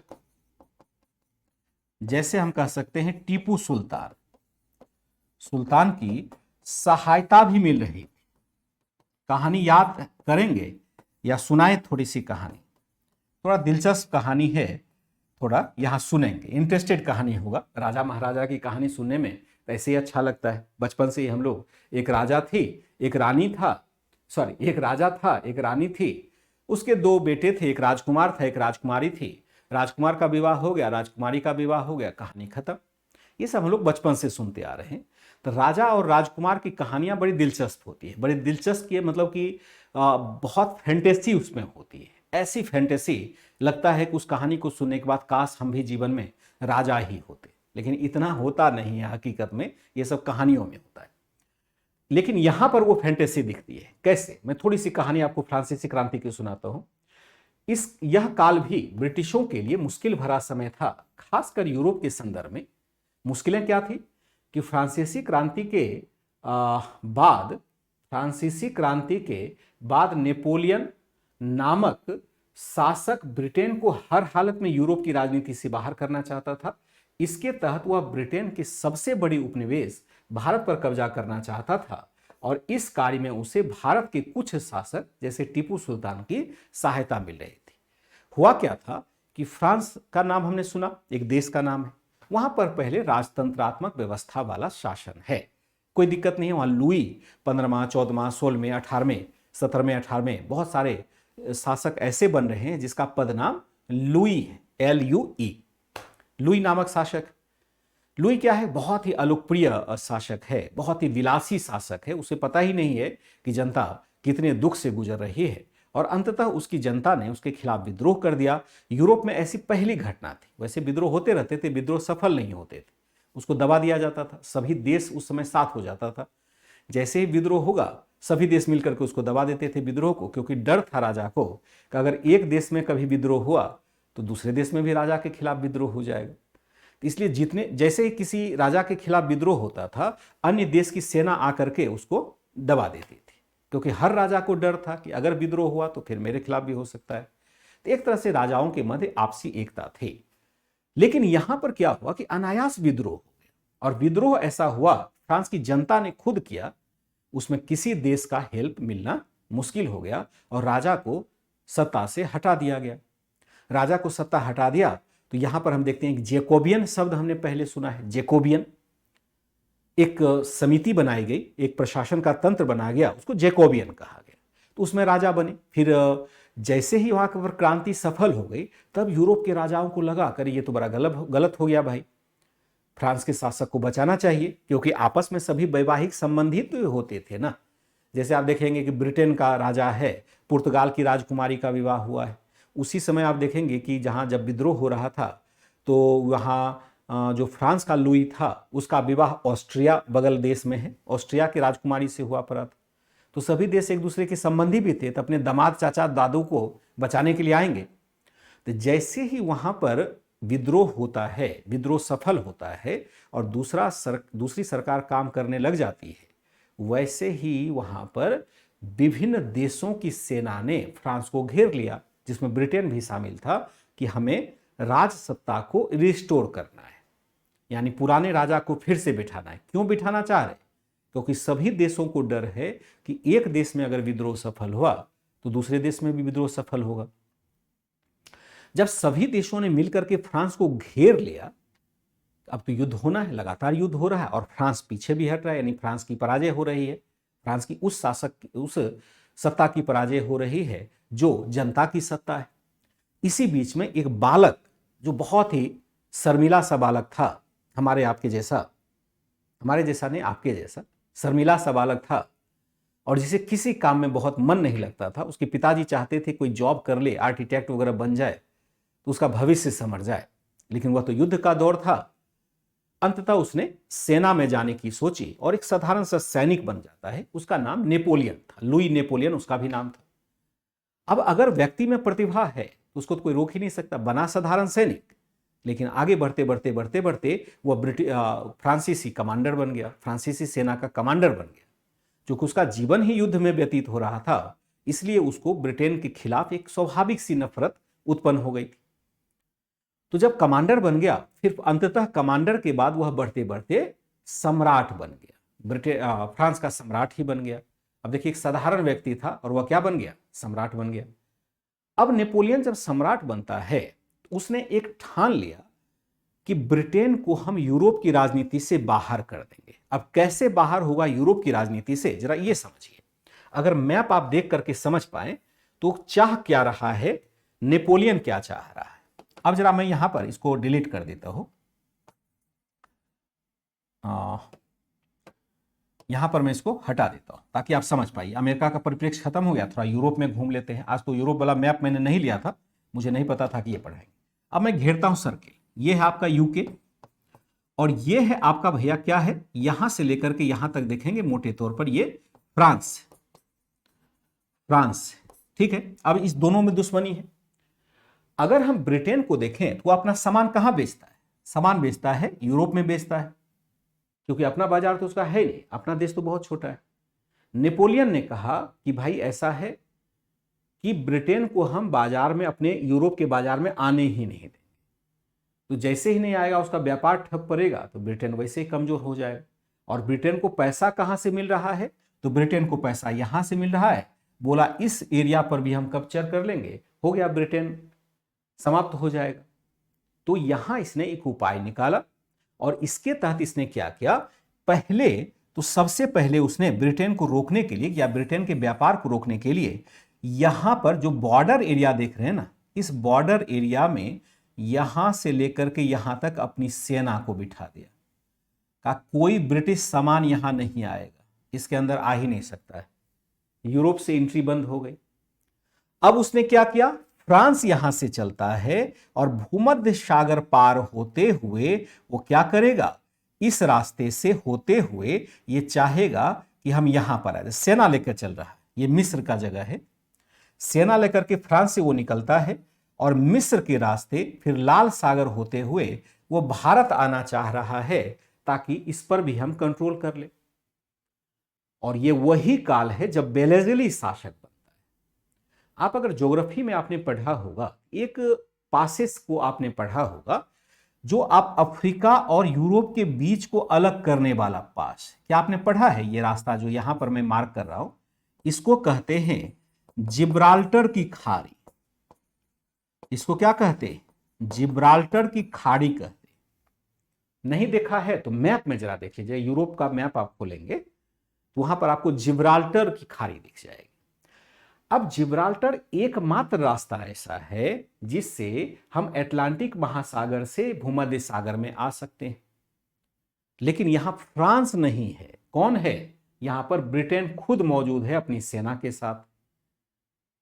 तो यहां से सामान ला सकता है, ब्रिटेन ला देगा ना, क्योंकि अब उसकी सेना बैठी है। अब जब देखा कि यूरोप में नहीं हो रहा है तो नेपोलियन ने कहा कि मैं चलता हूं अपनी सेना लेकर के, और सभी क्षेत्र को जीते हुए, मिस्र आदि को जीते हुए यहां पर आ रहा है। और यहां के कुछ शासक कह रहे हैं आइए सर, आइए यहां पर, आइए यहां ब्रिटिश को पराजित करेंगे, आ जाओ। कौन कह रहा है? टीपू सुल्तान कह रहा है, या टीपू सुल्तान जैसे कुछ और देश का कुछ और राज्य कह रहे होंगे। अब चिंता यहां पर है कि अगर मेरे हाथ से ये निकला, ब्रिटेन की चिंता है कि अगर ये मेरे हाथ से निकला तो ब्रिटेन की आर्थिक स्थिति बहुत कमजोर हो जाएगी, क्योंकि ये ऑलरेडी पहले से निकला हुआ है, अमेरिका हाथ से गया हुआ है, अब ये भी जाने वाला है। तो अब क्या करेगा ब्रिटिश सरकार? रिटेलिएट करेगा ना, क्या वह रोकेगा ना उसको? नेपोलियन को रोकना नामुमकिन जैसा है। नेपोलियन तो मतलब यूरोप के इतिहास का महानतम बादशाह माना जाता है, महानतम सम्राट माना जाता है। अब यहां पर दो भाई मिलते हैं, एक हम देखते हैं जिसका नाम हमने लिखा बेलेजली, लेकिन बेलेजली भाई दो था। एक था आपका विलियम बेलेजली जिसकी चर्चा हम कर रहे हैं, एक था आपका ऑर्थर बेलेजली। दोनों अलग, दोनों भाई है और दोनों सैनिक कमांडर है। इसका भाई है ऑर्थर बेलेजली, इसका नाम है विलियम बेलेजली। अब विलियम बेलेजली यहां का गवर्नर जनरल है, ऑर्थर बेलेजली उसका क्या है? सेनापति है। अब दोनों ने मिलकर के इस कालखंड में कैसे नेपोलियन को रोका, और नेपोलियन को रोकने के क्रम में जितने भी देसी रियासत थे सब पर इसने प्रत्यक्ष शासन स्थापित करना शुरू कर दिया। और तो और उसने क्या अप्रत्यक्ष शासन स्थापित किया, सॉरी प्रत्यक्ष नहीं, बहुत सारे राज्यों पर अप्रत्यक्ष शासन स्थापित करना शुरू कर दिया, जिसका नाम दिया उसने सब्सिडियरी अलायंस, यानी सहायक संधि। आशा करता हूं ये कहानी आपने समझी होगी, नहीं समझी होगी तो एक बार बताइएगा, मैं आपकी कहानी एक बार सुन लूंगा चैट को, उसके बाद ही आगे बढ़ूंगा, नहीं तो ये मेहनत बेकार हो जाएगी। जिब्राल्टर जल संधि है, चलिए बहुत बढ़िया। सुमित जी आपने सही कहा, मिस्र के पास स्वेज नहर, हाँ मिस्र के पास स्वेज नहर है, चलिए बहुत बढ़िया। जिब्राल्टर आप समझ रहे, जिब्राल्टर की स्थिति को समझिएगा, क्योंकि ये ज्योग्राफी में ही नहीं पढ़ते हैं, बल्कि हम लोग कहाँ पढ़ते हैं, इसको हिस्ट्री में भी पढ़ते हैं, और हिस्ट्री के लिए बहुत बड़ी भूमिका यह निभाता है। जब फ्रांस और ब्रिटेन के संबंधों को देखेंगे तो यह हिस्ट्री में बहुत बड़ी भूमिका निभाता है। आगे मैं इसको करूंगा। समुद्रगुप्त भारत का था, नहीं वो नाम कहा जाता है खुशी मौर्य, भारत के समुद्रगुप्त को नेपोलियन कहा जाता है। हाँ, इसी नेपोलियन से समुद्रगुप्त की तुलना की जाती है, ये सही है, लेकिन तुलना भी गलत है, क्योंकि समुद्रगुप्त कभी पराजित नहीं हुआ था, नेपोलियन पराजित हुआ, नेपोलियन बाद में पराजित हो जाता है। ठीक है, यहां से मैप से हटें, और मैं आशा करता हूं कि सारी बात समझ पा रहे हैं, मुश्किलों को आप समझ पा रहे हैं। मुश्किलें क्या है? मुश्किलें हैं कि फ्रांसीसी क्रांति के बाद नेपोलियन नामक शासक ब्रिटेन को हर हालत में यूरोप की राजनीति से बाहर करना चाहता था। इसके तहत वो ब्रिटेन के सबसे बड़े उपनिवेश भारत पर कब्जा करना चाहता था। इस कार्य में उसे भारत के कुछ शासक की सहायता मिल रही थी। नेपोलियन को रोकने के लिए, नेपोलियन को रोकने के लिए बेलेजली ने क्या किया? बेलेजली ने विभिन्न देसी रियासतों पर अप्रत्यक्ष विस्तार की नीति अपनाई, जिसे क्या कहा गया है कि नीति अपनाई, जिसे इतिहास में सहायक संधि कहा गया है। सहायक संधि कहा गया है, जिसे इतिहास में सब्सिडियरी अलायंस यानी सहायक संधि कहा गया है। मुश्किलें हमने समझा, और उसको रोकने के लिए बेलेजली क्या कर रहा है? बेलेजली कर रहा है कि आगे का क्या हुआ आगे बाद में देखेंगे ना, नेपोलियन की कहानी पढ़ेंगे तो नेपोलियन का तो व्यक्तित्व ऐसा दिलचस्प है कि आप प्रभावित हो जाएंगे। लेकिन इसको हम फ्रांसीसी क्रांति जब पढ़ रहे होंगे ना, तब नेपोलियन के बारे में विशेष रूप से पढ़ेंगे। यहाँ पर इससे ज़्यादा कहानी लेने की जरूरत नहीं है। ठीक है, इसे हम क्या कहते हैं? सहायक संधि किया गया। इसके अलावा हम क्या देखते हैं? इसको हम क्या कहते हैं? सहायक संधि। सब्सिडी की भूमिका, सब्सिडी क्या होता है? सब्सिडी क्या होता है? सब्सिडियरी अलायंस कह रहे हो क्या? सब्सिडियरी अलायंस कह रहे हो क्या? हमने क्या देखा कि सहायक संधि कहा गया। इसके अलावा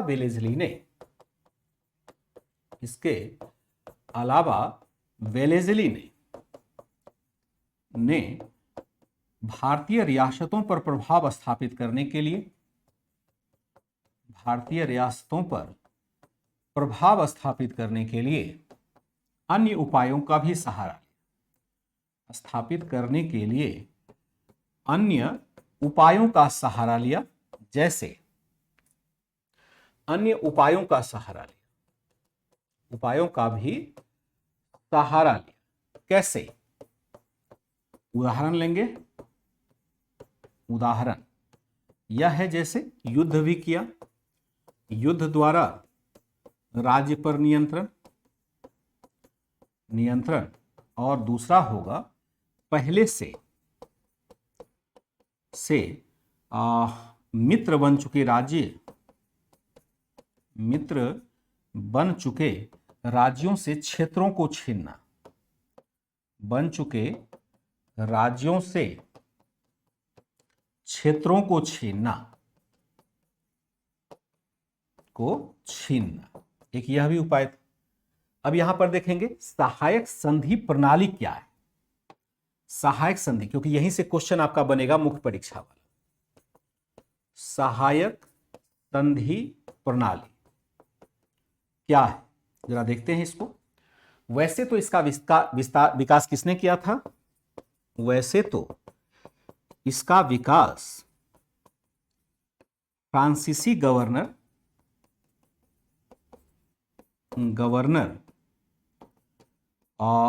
डुप्ले द्वारा किया गया था।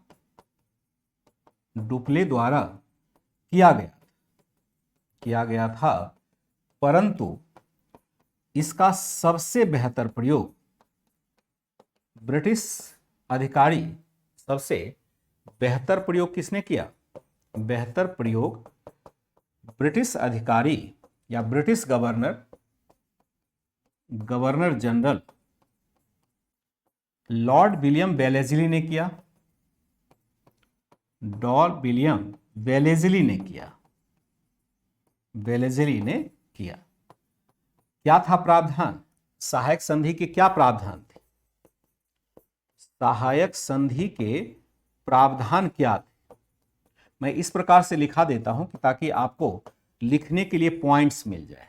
लिखने के लिए आपको पॉइंट्स मिल जाएगा। जब आप मुख्य परीक्षा के आंसर लिखने लगेंगे ना, तो फिर आपको आज क्लास 2 घंटे तक लेंगे ना, क्लास आज 2 घंटे ले लेते हैं, क्योंकि देखते हैं बीच बीच में डिस्टर्ब हो जा रहा है। सब कुछ करने के बावजूद भी क्लास पूरी तरह से चल नहीं पाता। यही मौका है, और मुझे लगता है अगले सप्ताह का भी एक मौका होगा जबकि हम क्लास तेजी से खींच पाएंगे। क्या करेंगे? तेजी से खींच पाएंगे। ठीक है, हमने क्या देखा कि हाँ, क्या संधि के प्रावधान होंगे? तो जो सहयोगी शासक है, सहयोगी देशी रियासतों को, सहयोगी देशी शासकों को अपने राज्य में एक ब्रिटिश सेना रखनी होती थी। ब्रिटिश सेना रखनी होती थी जो उस राज्य की सुरक्षा के लिए होता था। जो उस राज्य की सुरक्षा के लिए था, की सुरक्षा के लिए होता था,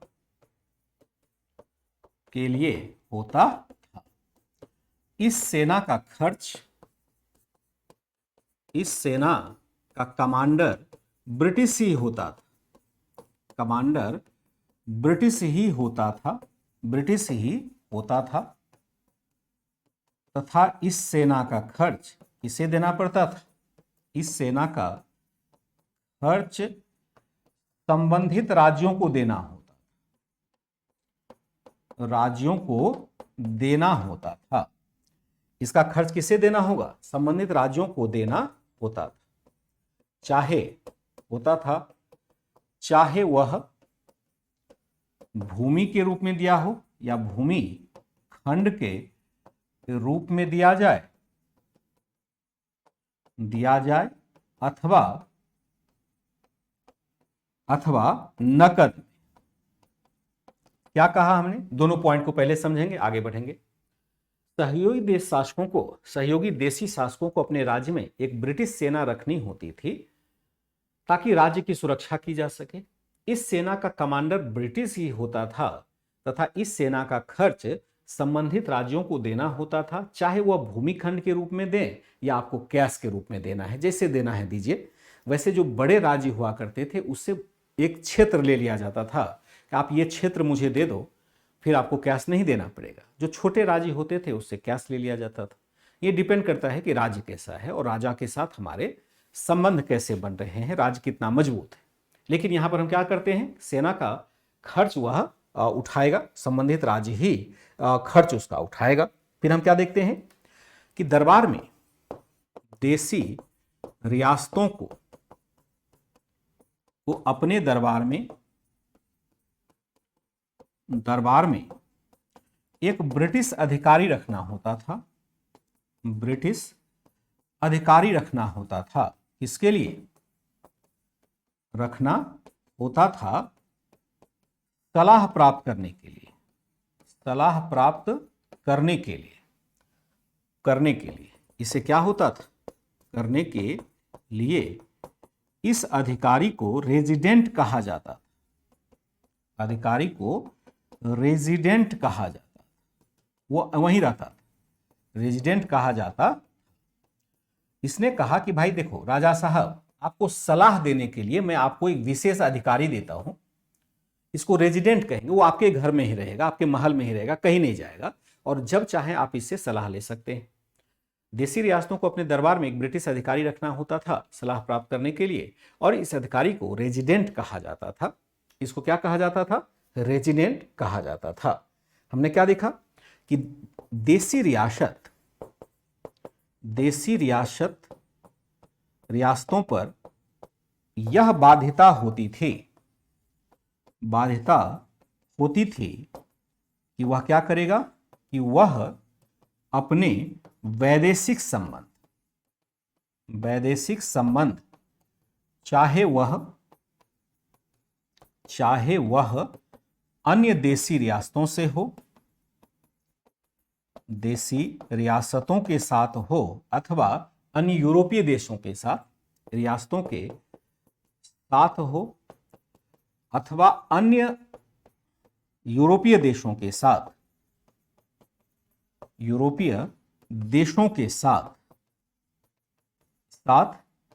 कंपनी की सलाह के बगैर नहीं करेंगे। क्या लिखा हमने? देशी रियासतों पर यह बाध्यता होती थी, वह अपने वैदेशिक संबंध चाहे वह अन्य देशी रियासतों के साथ हो अथवा अन्य यूरोपीय देशों के साथ कंपनी की सलाह के बगैर संचालित नहीं करेगी,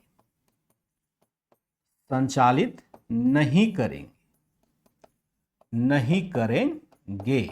यह कहा गया कि भाई देखो, दूसरे देश से आप संबंध नहीं रख सकते। दूसरा देश का मतलब क्या होगा? दूसरा राज्य होगा, या कोई विदेशी कंपनी है जैसे फ्रांसीसी है या अन्य कंपनी है। ठीक है, यहां पर हम क्या थे? हाँ, वेलेजली ने किया। ठीक है, सहयोगी देशी शासकों को अपने राज्य में एक ब्रिटिश सेना रखनी होती थी, राज्य की सुरक्षा के लिए होता था। इस सेना का कमांडर ब्रिटिश ही होता था तथा इस सेना का खर्च संबंधित राज्यों को देना होता था, चाहे वह भूमिखंड के रूप में दिया जाए अथवा नकद के रूप में दिया जाए। देशी रियासतों को अपने दरबार में एक ब्रिटिश अधिकारी रखना होता था सलाह प्राप्त करने के लिए। इस अधिकारी को रेजिडेंट कहा जाता था। देशी रियासतों पर यह बाध्यता होती थी, वह अपने वैदेशिक संबंध चाहे वह अन्य देशी रियासतों के साथ हो अथवा अन्य यूरोपीय देशों के साथ कंपनी की सलाह के बगैर संचालित नहीं करेंगे। यानी कोई भी देशी रियासत, मान लो जैसे मराठा है, मान लो हैदराबाद है, हैदराबाद अगर मैसूर से मिलना चाहे तो नहीं मिल सकता है। मिल सकता है जब कंपनी से पूछेगा, कंपनी इसकी इजाजत देगी तब। नहीं तो ये नहीं कि अपने मन से आप वैदेशिक संबंध स्थापित करने, दो देश मिल करके एक हो जाए, दो राज्य मिलके एक हो जाए, ऐसा नहीं। दूसरा है कि अगर ब्रिटिश यहां पर है तो आप फ्रांसीसी से जाके मिल नहीं सकते, और मिलना है तो पहले ब्रिटिशों को पूछ लीजिए कि भाई उसके यहां जाए या नहीं जाए। क्या कर दिया? एक तरह से देशी रियासतों पर थोड़ा सा कब्जा स्थापित कर लिया। ये मुख्य प्रावधान थे यहां के हिसाब से। इसका हम क्या देखते हैं, परिणाम क्या होता है? इसका जो परिणाम हुआ वह ब्रिटिशों के पक्ष में बेहद फायदेमंद रहा। ब्रिटिशों के पक्ष में पक्ष में रहा तथा देसी रियासत धीरे धीरे, देसी रियासतों की स्वायत्तता धीरे धीरे स्वायत्तता तथा स्वतंत्रता समाप्त होती चली गई, स्वतंत्रता समाप्त होती चली गई, स्वतंत्रता समाप्त होती चली गई, समाप्त होती चली गई। कैसे होती चली गई? चली गई, इसे कुछ उदाहरण के माध्यम से समझ सकते हैं। ऐसा लिख सकते हैं कि वस्तुतः ब्रिटिश कंपनी ने देसी रियासतों की सुरक्षा का भार संभालकर, देसी रियासतों के सुरक्षा का भार संभालकर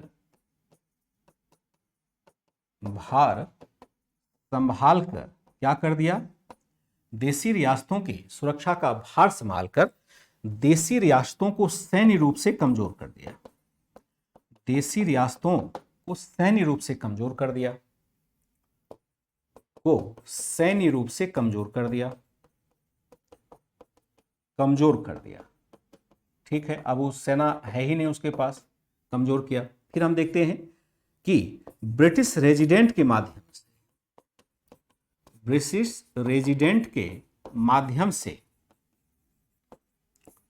से कंपनी ने क्या किया? ब्रिटिश रेजिडेंट के माध्यम से देसी रियासतों के प्रशासन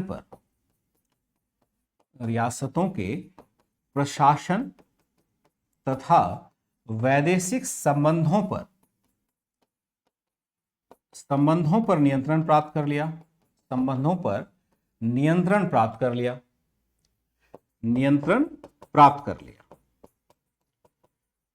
लिया, इसकी वजह से कर लिया, जिसके पश्चात देसी रियासतों की स्वतंत्रता, देसी रियासत व्यावहारिक रूप से कंपनी के अधीन आ गए, व्यावहारिक रूप से कंपनी पर निर्भर हो गए, यानी उसकी स्वतंत्रता समाप्त हो गए, उसकी स्वतंत्रता समाप्त हो गई, या प्रभुसत्ता समाप्त हो गई, ऐसे कर सकते हैं। स्वतंत्र तो बना रहा, उसकी प्रभुसत्ता समाप्त हो गई। अन्य परिणाम क्या हो जाते हैं? ये तो देसी रियासतों के संदर्भ में परिणाम हुआ। अन्य परिणाम अगर देखें तो यह और भी घातक होता है। अन्य परिणाम यह होता है कि संबंधित देसी रियासतों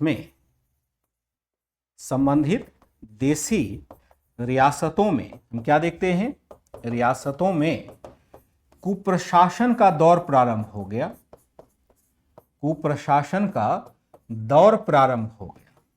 कैसे प्रारंभ हो गया जरा बताता हूं।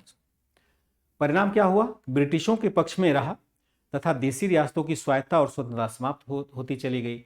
वस्तुतः ब्रिटिश कंपनी ने देसी रियासतों की सुरक्षा का भार संभालकर देसी रियासतों को सैन्य रूप से कमजोर किया। ब्रिटिश रेजिडेंट के माध्यम से देसी रियासतों के प्रशासन तथा वैदेशिक संबंधों पर नियंत्रण प्राप्त कर लिया, जिसके पश्चात देसी रियासत व्यावहारिक रूप से कंपनी पर निर्भर होते चले गए, उसकी प्रभुसत्ता समाप्त हो गई। अन्य परिणाम कैसे हुए कि संबंधित देसी रियासतों में कुप्रशासन का दौर प्रारंभ हो गया। अब अन्य देसी रियासतों में कुप्रशासन का दौर कैसे प्रारंभ होगा?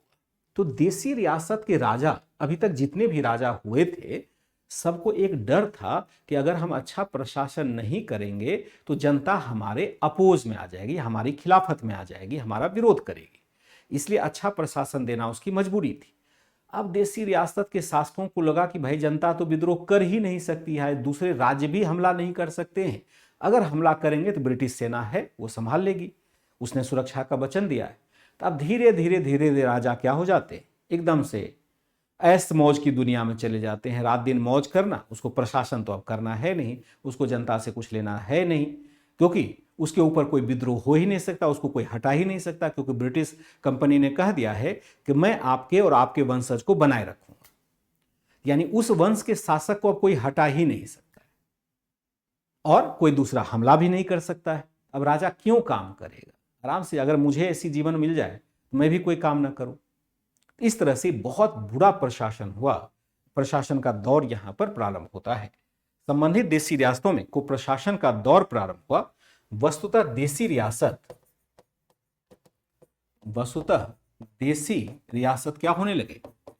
रियासत के शासक या रियासतों के शासक ब्रिटिश सुरक्षा से निश्चिंत होकर प्रशासन से दूर होते चले गए।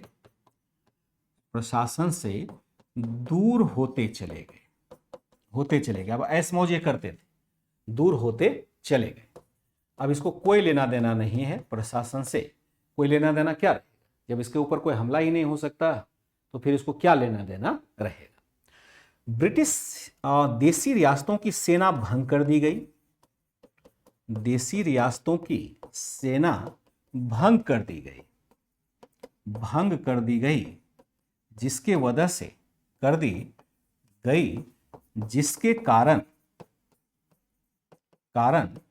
रियासतों में बेरोजगारी का दौर भी फैला। पहले क्या होता था, जब समझेंगे, दौर भी फैला। पहले क्या होता था, राजवाड़े के काल में जब राजा रजवाड़े होते थे उस समय बेरोजगारी नहीं होता था। कोई घर में बैठा नहीं रहता था, कुछ न कुछ काम कर लेता था। अगर कोई सेना, जैसे कोई गुरुकुल में ही पढ़ता है, तो अगर वो अच्छा पढ़ करके आता है तो राज दरबार में किसी न किसी पद पर लग जाता था। क्योंकि बहुत सारे मंत्री, संतरी, राजा, कोई एक सत्ता का केंद्र नहीं था ना। राज दरबार तो है, उसके जो अधिकारी हैं उनका भी अपना राज दरबार बना हुआ है। प्रांतीय अधिकारी है, जिला स्तर पर अधिकारी है, कहीं ना कहीं एडजस्टमेंट हो जाता था। चूंकि एक प्रशासन का विस्तृत दौर था और जनसंख्या इतनी थी नहीं, इतने सारे लोग पढ़ने वाले थे नहीं। और जो नहीं पढ़ा लिखा है, हटा कट्टा है, वो जाके राजा की सेना में शामिल हो जाए। नहीं भी हो जाए तो राजा युद्ध करने के लिए जाए, उसके पीछे पीछे चले तो भी इतना लूट के ले आए कि आसानी से खा सके। किसान अपना किसानी कर रहा है, तो एक तरह से बहुत किसान का बच्चा फिर किसान ही बन जाता था। उसमें किसानों को भी कोई ऐसी परेशानी नहीं।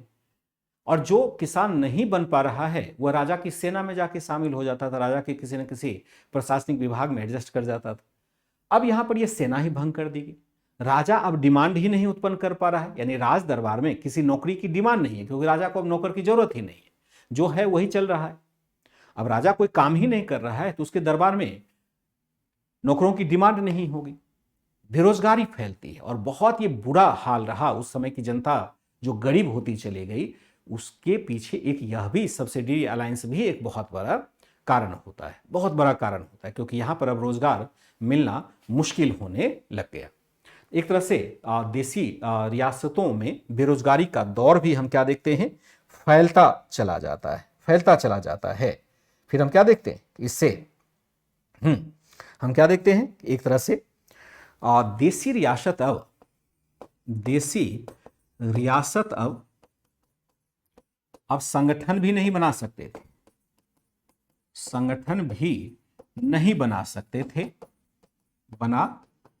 थे, अतः ब्रिटिशों को वास्तविक चुनौती नहीं दी जा सकी।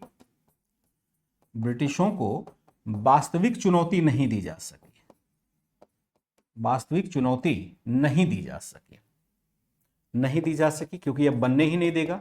दी जा सकी लिखना था, वास्तविक चुनौती नहीं दी जा सकी।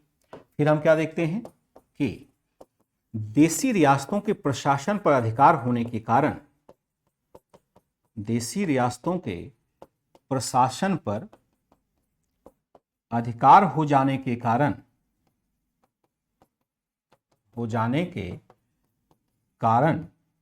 ब्रिटिश कंपनी ने भारत के संसाधनों का मनमाना दोहन प्रारंभ कर दिया।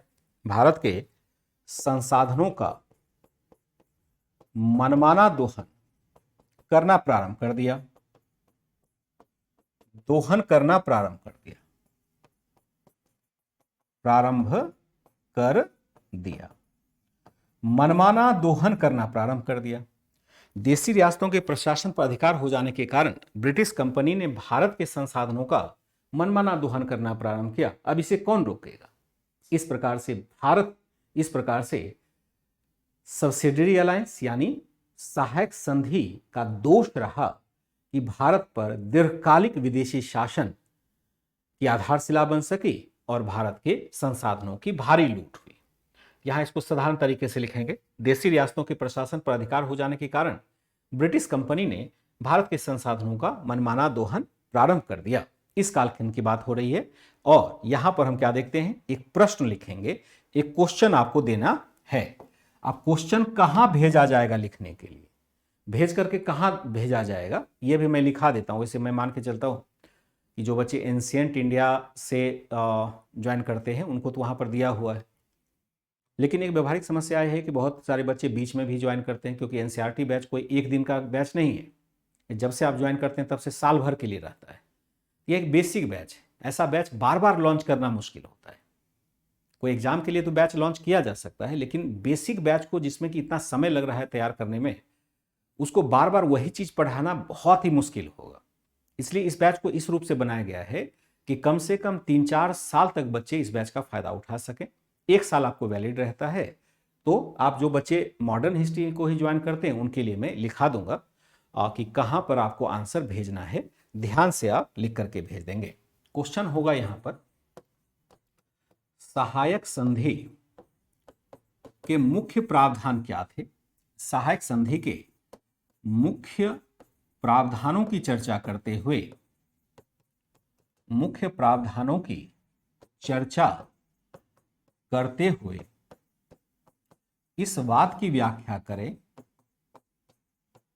बात की व्याख्या करें कि इसके परिणाम, व्याख्या करें कि इसके परिणाम, इसके कितने घातक परिणाम, कितने घातक परिणाम, कितने हानिकारक परिणाम, कुछ भी ले सकते हैं, कितने घातक परिणाम भारत को झेलने पड़े, भारत को झेलने पड़े, झेलने पड़े।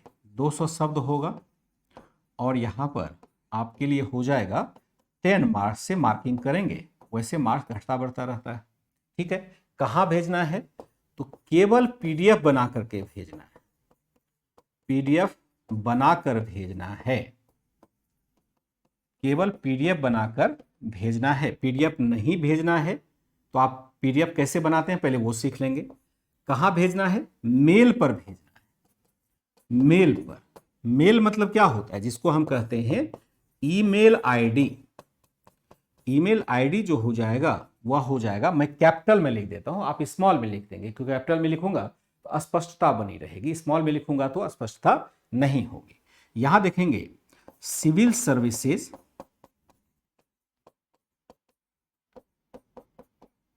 सर्विसेज RWA, कहीं स्पेस नहीं है,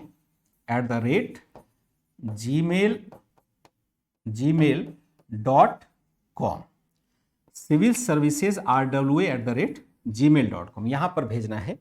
केवल पीडीएफ बना के भेजना है, ईमेल आईडी पर भेजना है, फोटो खींचकर नहीं भेजना है, नहीं तो खरी खोटी सुनेंगे। खींचकर नहीं भेजना है, नहीं भेजना है, ऐसे फोटो का कॉपी चेक नहीं होगा, कॉपी चेक नहीं होगा। अभी भी बहुत सारे हमारे धरती पकड़ लोग हैं जो फोटो खींच के ही भेज देते हैं। सहायक संधि के मुख्य प्रावधानों की चर्चा करते हुए इस बात की व्याख्या करें कि इससे, इसके कितने घातक परिणाम भारत को झेलने पड़े, कितने घातक परिणाम भारत को झेलने पड़े। ठीक है,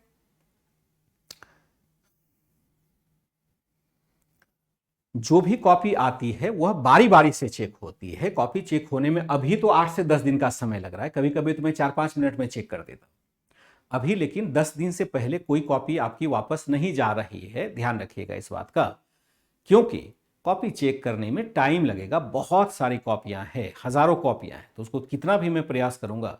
देखो अभी मैं क्लास में हूँ, ऐसे और भी क्लास दिन भर चलते रहते हैं, जब मैं फ्री होऊंगा तभी तो करूंगा, क्योंकि दूसरा कोई कॉपी नहीं चेक करता, मैं ही करता हूँ। तो आपका काम लिखना है, आप लिखिए, आज लिखिए, कल लिखिए, परसों लिखिए, कोई फर्क नहीं पड़ता है, जब लिखना है लिखिए। लेकिन आप मान के चलें कि 8 से 10 दिन का समय वापस होगा, 8 से 10 दिन में कॉपी वापस जाएगी, 8 से 10 दिनों में कॉपी वापस जाती है, कॉपी आपको वापस मिलेगी, आपको मेल पर ही वापस मिलेगी, वापस मिलेगी। क्लियर इंस्ट्रक्शन है। 8 से 10 दिन का समय लगेगा, क्योंकि वही टीचर जब चेक कर रहा है, अगर मैं किसी से चेक करवाता तो कोई बात ही नहीं था, तो समय से चलता रहता। अगर मुझे ही चेक करना है, पहले क्लास करेंगे फिर कॉपी चेक करेंगे। ठीक है, आशा करता हूं कि सभी बच्चे इस आंसर को लिख पाएंगे। मैं आशा करता हूं कि जरूर आप यहां पर लिख पाएंगे। ठीक है,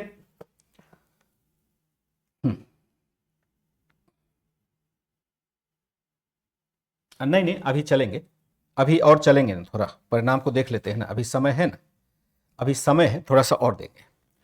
ठीक है बच्चे, खींचकर नहीं भेजना है, जो नए बच्चे हैं उनके लिए स्पष्ट इंस्ट्रक्शन है।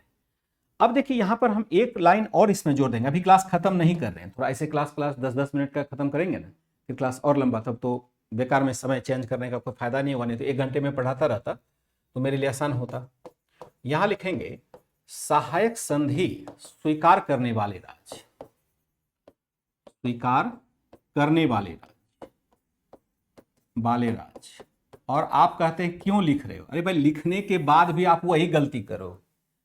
एक बच्चा है, पता नहीं आप ही के बैच का है, और हो गया 6 महीने से वह मेल भेजने की कोशिश कर रहा है, मेल नहीं भेज पाया है। रोज मुझे पर्सनल शेयर करती है कि मैं मेल ही मेरा नहीं जाता, इनवैलिड दिखा रहा है। मैंने बताया कि देखो यहाँ ईमेल आईडी गलत लिखा है, सीखो कि ईमेल कैसे किया जाता है, मेल ही नहीं जा रहा है। 6 महीने से ये हो रहा है, इतना लिखने के बाद ये हाल है, और मुंह से बता देंगे तब क्या हाल होगा। सहायक संधि स्वीकार करने वाले राज्यों को देखें तो 1798 में सबसे पहले डरा धमका करके हैदराबाद को स्वीकार करवा लिया। 1798 में क्या करते हैं? हैदराबाद को सहायक संधि स्वीकार करवा लिया। 1798 में हैदराबाद को स्वीकार करवा लेता है। फिर हम क्या देखते हैं कि लगभग 1801 में हम क्या देखते हैं, 1801 में अवध स्वीकार करता है, और इस राज्य से सेना के रखरखाव के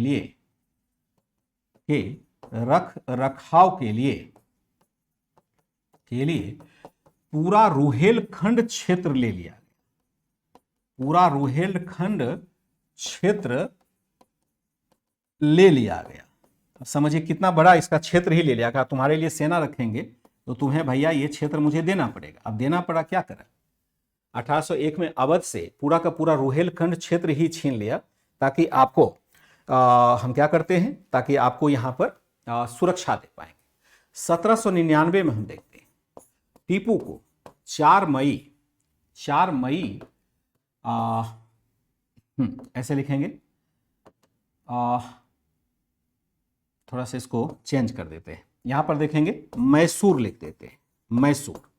यहां लिखेंगे डिस्क्रिप्शन कि वस्तुतः 4 मई 1799 को हम क्या देखते हैं, 99 को टीपू सुल्तान से युद्ध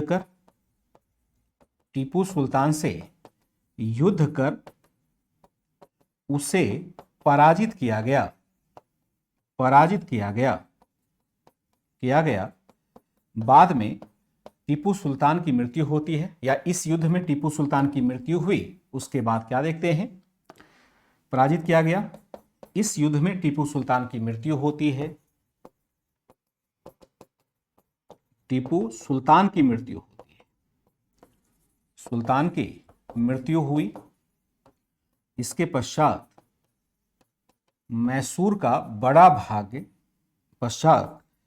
मैसूर राज्य के बड़े हिस्से पर ब्रिटिशों ने कब्जा कर लिया, बड़े हिस्से पर ब्रिटिशों ने कब्जा कर लिया, बड़े हिस्से पर ब्रिटिशों ने क्या कर लिया, कब्जा कर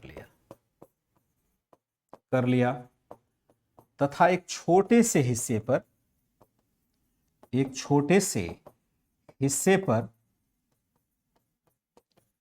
पर पुराना मैसूर राज्य स्थापित कर दिया, मैसूर राज्य स्थापित कर दिया।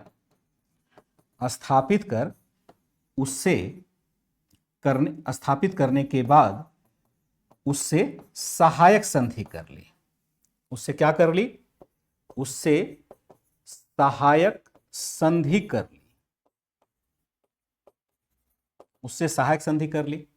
मैसूर में हम क्या देखते हैं कि वस्तुतः 4 मई 79 को टीपू सुल्तान को पराजित किया जाता है और यह था आपका चतुर्थ आंग्ल मैसूर युद्ध। आंग्ल मैसूर युद्ध के माध्यम से यहां पर टीपू सुल्तान को पराजित किया जाता है और इस युद्ध में टीपू सुल्तान की मृत्यु होती है। इसके पश्चात मैसूर राज्य के बड़े हिस्से पर ब्रिटिशों ने खुद कब्जा कर लिया और छोटे हिस्से पर पुराने मैसूर राज्य को स्थापित करने के बाद उससे एक सहायक संधि 1799 में कर लिया जाता है। यहां भी हम क्या देखते हैं? समाप्त हो गया। फिर हमने क्या देखा कि एक समय आएगा 1801 का, यहां पर एक समय आएगा आपका 1802 का। हम क्या देखते हैं कि पेशवा बाजीराव द्वितीय, बाजीराव सेकंड से सहायक संधि की गई, क्योंकि की गई वस्तुतः पेशवा ने उत्तराधिकार के संघर्ष से बचने के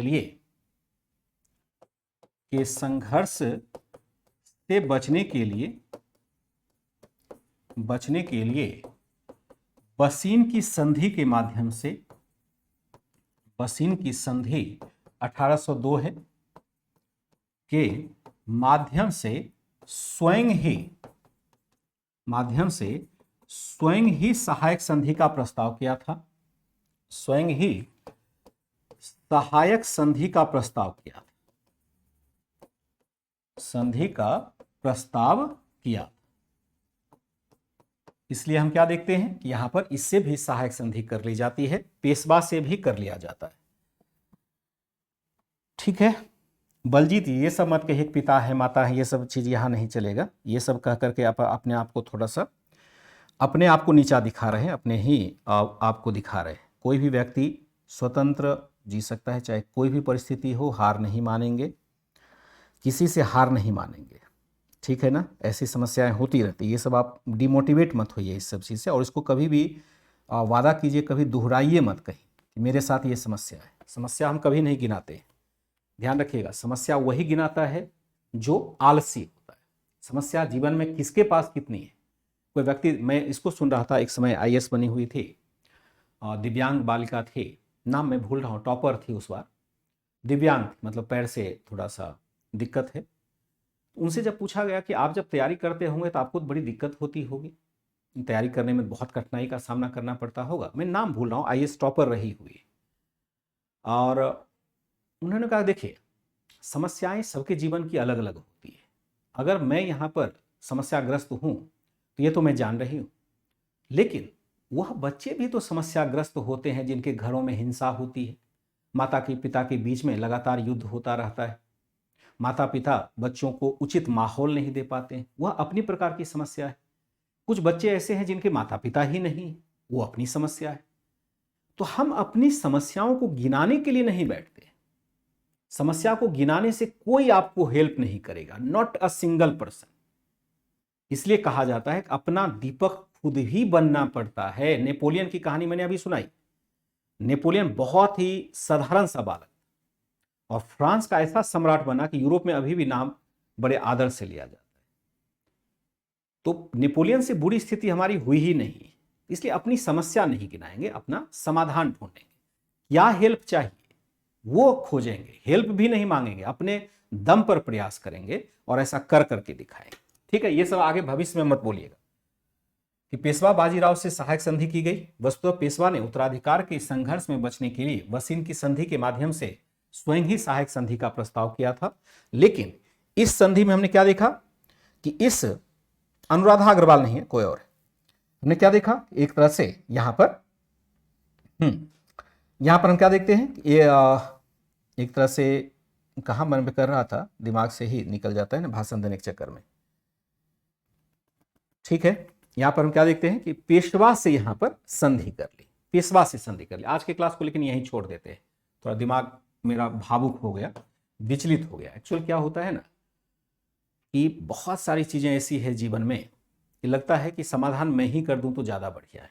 मतलब जब मैं इस बात की चर्चा कर रहा होता हूँ तो दिमाग डिस्टर्ब होता है, क्योंकि मेरे पास भी संसाधन की बड़ी कमी होती है, समय की भी कमी होती है, दायित्व भी होते हैं। तो सभी समस्याओं का समाधान तभी हो सकता है कि जब मैं पूर्णतः उस दिशा में उतर जाऊं। तो सारी समस्या का समाधान, आप कॉपी भी चेक करना है, क्लास भी लेना है, उसके बाद में समस्या के बारे में सोचें। पहले तो जो बच्चों के प्रति कमिटमेंट है, क्लास लेने का, पढ़ाने का, कॉपी चेक करने का, मैटर देने का, A4 साइज में देने का, कितने सारे वादे मैं कर देता हूँ, तो उसको पूरा करने में ही मेरा दिन ऊपर नीचे होता रहता है। उसके बाद अगर सोचे कि कुछ और काम करें तो शायद समय ही नहीं बचता। इसलिए मुझे 24 घंटे में, मतलब बहुत कम, मुझे लगता है 4-5 घंटे का ही रेस्ट मिल पाता हो। लेकिन एक समय जरूर आएगा जब मैं थोड़ा सा इससे, क्लास वगैरह से फ्री हो जाऊंगा, क्योंकि मैंने 1-2 साल के बाद फिर बहुत, मुझे लगता है कि मैंने हिस्ट्री इतना पढ़ा दिया है सब लोगों को, उसकी शायद ज़रूरत किसी टीचर से नहीं होगी। तो मैं फिर थोड़ा सा एक रेस्ट लेकर के और शायद बच्चों की दूसरे तरीके से सहायता कर पाऊँ, ऐसा मैंने सोचा हुआ। अब देखता हूँ क्या होता है। सब भविष्य के गर्त में रहते हैं तो कोई बातें स्पष्ट नहीं होती हैं, सिर्फ कह देने मात्र से नहीं होता है, उसको एग्जीक्यूट करना पड़ता है। तो देखते हैं क्या होता है। तो थोड़ा सा आज डिस्टर्ब हो गए, मैं तो 5 मिनट और क्लास लेता, लेकिन आज की क्लास को यहीं पर रुकेंगे। तो और फिर आगे कल से इसको कंटिन्यू करेंगे। ठीक है बच्चे? नहीं, साक्षी, मैं, आप लोग मतलब नहीं समझ पा रहे हो। वो था रिया या रीता कुछ था, रिया मतलब नाम मैं भूल रहा हूँ, वैसे मैं नाम भूलता नहीं। यहीं पर दिल्ली में ही वो SDM वगैरह थी, अभी भी हैं, दिल्ली में ही हैं, उनका पोस्टिंग दिल्ली ही हुआ है, IAS हैं, प्रॉपर टॉपर रही हुई है। नाम मैं भूल रहा हूँ, मैं कभी नाम याद आएगा तो मैं बता दूंगा आपको। Bye and take care.